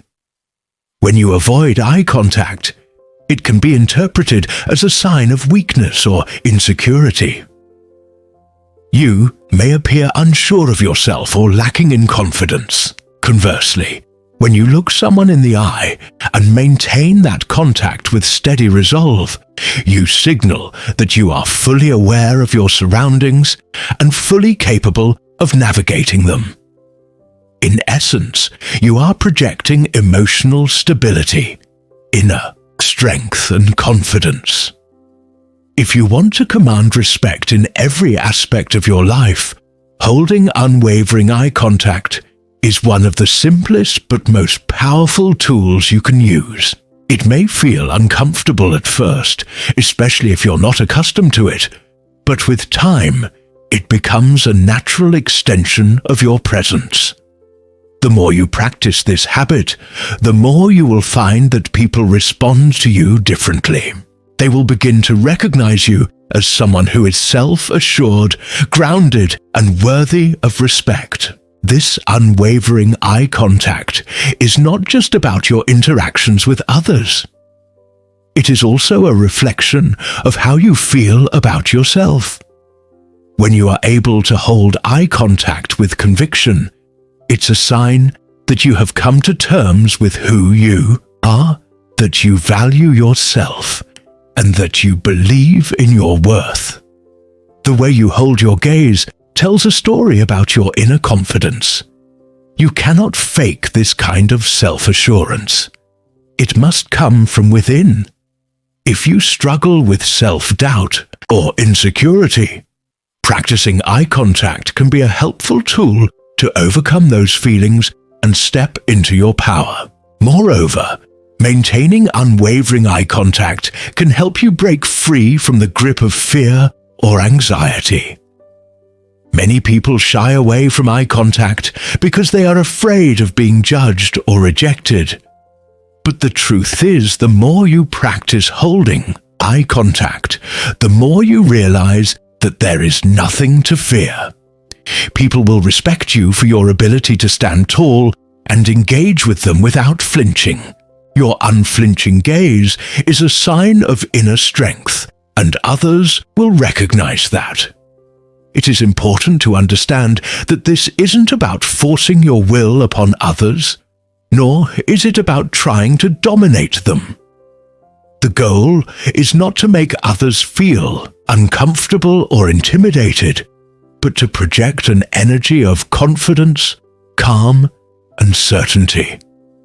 True respect is earned through understanding, not through aggression. Holding eye contact with unwavering resolve should be a display of confidence and self-assurance, not a tool to make others feel small. When done with the right intentions, unwavering eye contact becomes a mirror, reflecting your own strength and encouraging others to meet you at the same level of respect. The impact of holding eye contact is also amplified in difficult or high-stakes conversations. Whether you're giving a presentation, negotiating a deal, or confronting someone about an issue, maintaining solid eye contact allows you to stay grounded and connected. It shows that you are fully engaged and fully committed to the exchange. People will take you more seriously when they see that you are unwavering in your presence and resolve. It's also important to understand that eye contact can be a way of controlling the pace of a conversation. When you hold steady eye contact, you establish a rhythm that commands attention. People are less likely to interrupt you or dismiss your words when you maintain this direct connection. This creates a powerful dynamic in any interaction where you are seen as a leader in the conversation, someone whose words carry weight and merit. If you struggle with maintaining eye contact, start practicing in low-pressure situations. During casual conversations, make a conscious effort to maintain eye contact for a few seconds longer than you normally would. Notice how it feels and pay attention to how the other person reacts. Over time, you will grow more comfortable with this simple yet powerful tool. Eventually, it will become second nature, and you'll find that your confidence in all situations increases as a result. In conclusion, commanding respect is not about dominating others. It's about presenting yourself with unwavering confidence, presence, and self-assurance. Holding eye contact with resolve is one of the most effective ways to communicate this. It's an effortless yet powerful way to express your worth, build trust, and earn respect. When you look someone in the eye with steady conviction, you are sending a message to the world that you are unshakable. You are telling others that you are comfortable in your own skin and that you expect the same level of respect in return. As you continue to practice this art of unwavering eye contact, you will find that it transforms not just how others see you, but how you see yourself. It will become a symbol of your strength, your resolve, and your ability to navigate the world with confidence and grace. Chapter ignites self-belief by recalling times you overcame hardship. There is an undeniable power within you, an inner fire that fuels your self-belief. This power is not something you simply wish for. It's something you've already experienced within yourself. It's forged in moments of hardship, when the world seemed to press down on you, and yet you found the strength to push back. The times you overcame struggle, the battles you fought in silence, the obstacles you crushed. These moments, whether big or small, are the keys to igniting your self-belief. Self-belief is the foundation upon which everything you strive for is built. It's the belief that no matter what stands before you, you have the power to rise above it. Self-belief is not a trait that is granted or inherited. It is something you cultivate through action, perseverance, and the most important ingredient, remembering who you truly are. This is where recalling times of hardship comes into play. When you look back on the struggles you've already faced and reflect on how you emerged from them, you remind yourself of your innate strength and resilience. It's easy to forget the strength you possess when you are deep in the trenches of a new challenge. It's easy to feel overwhelmed and doubt your ability to rise above your current circumstances. But when you take a step back and recall the battles you've already won, it serves as a reminder of what you are capable of. You have overcome challenges before, and that means you have the power to do it again. Each hardship you faced, each difficulty you've overcome, is a testament to your ability to adapt, to grow, and to emerge victorious. Think back to a time when everything seemed impossible. Maybe it was a time when you faced a personal loss, a financial setback, or a time when your health was at risk. Maybe it was a time when you were surrounded by negativity, or when you were faced with an overwhelming challenge at work or in your personal life. In that moment, did you believe you could make it through? Perhaps you didn't know how, but you still found a way forward. Perhaps you were uncertain, but you took one step, then another, and before you knew it, you had crossed the finish line. It's in these moments that your self-belief was forged. These times shaped you into the person you are today. Every time you pressed on when the odds were against you, every time you picked yourself up after falling, you were strengthening that inner belief. The power to overcome hardship is not just in the physical act of pushing through. It is in the mindset that tells you I can do this even when everything inside of you tells you otherwise. That is the essence of self-belief. Self-belief doesn't come from looking at your current situation and comparing it to where you want to be. It doesn't come from the perfection you see in others. Instead, it comes from within, by looking at where you've been, what you've survived, and how you've grown. You've already faced obstacles that seemed insurmountable at the time, and yet here you are. That is proof that you are capable of far more than you give yourself credit for. Recall those times when you had to dig deep, when you thought you couldn't take another step, but you did. Remember that moment when you made the decision to not give up.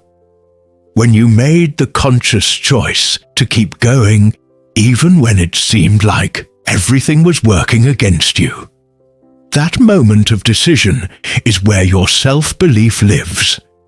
It is in that very moment that you chose to stand up instead of staying down. It is in that moment when you ignited the fire of resilience within you. And that fire, that inner strength, will continue to burn whenever you need it. This process of recalling your past hardships and triumphs isn't just about nostalgia. It's about recognizing patterns in your life. The times when you've been knocked down, but you've gotten back up.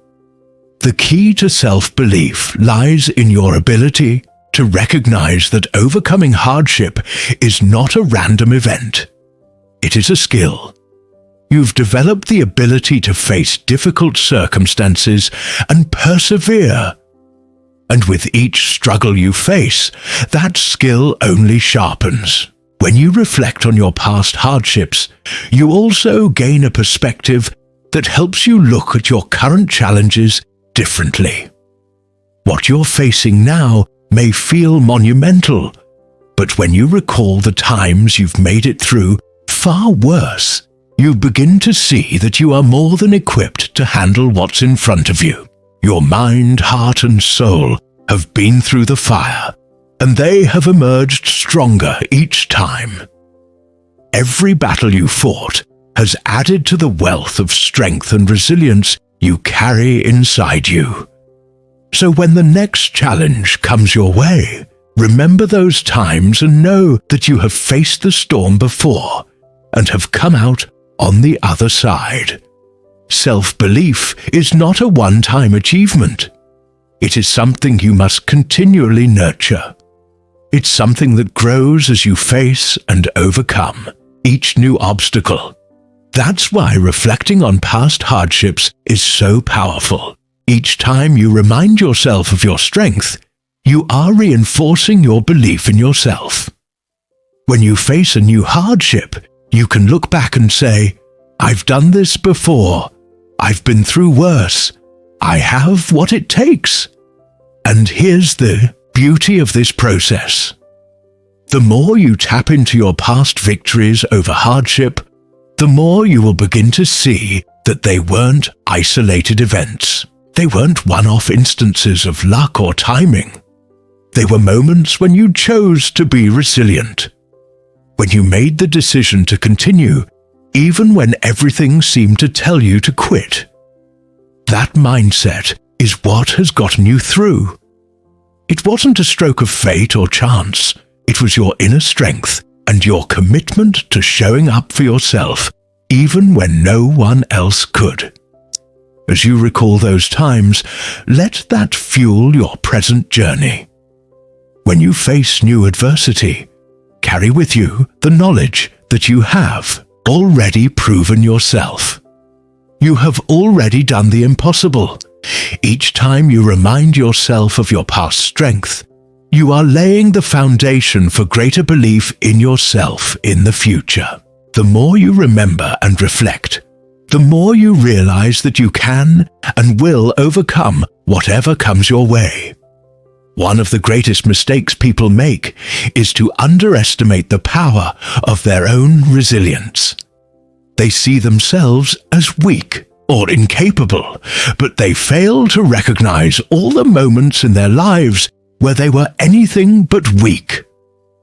You are not defined by the hardships you faced, but by how you've responded to them. The person you are today is the result of every time you refused to quit, every time you stood up after falling. You are stronger than you know. Your self-belief comes from your ability to trust yourself. It comes from the quiet knowing that no matter what, you will handle it. You've handled everything life has thrown at you so far, and that's proof that you are more than capable. Every time you remember a hardship you overcame, you reinforce that trust in yourself. You are not the person who crumbles under pressure. You are the person who rises to the occasion. So, whenever you face a new challenge, take a moment to reflect. Close your eyes and recall the times when you thought you couldn't go on, but you did. When you felt like the world was too heavy, but you carried it anyway. Let those memories remind you of your strength. Let them fuel your belief in yourself.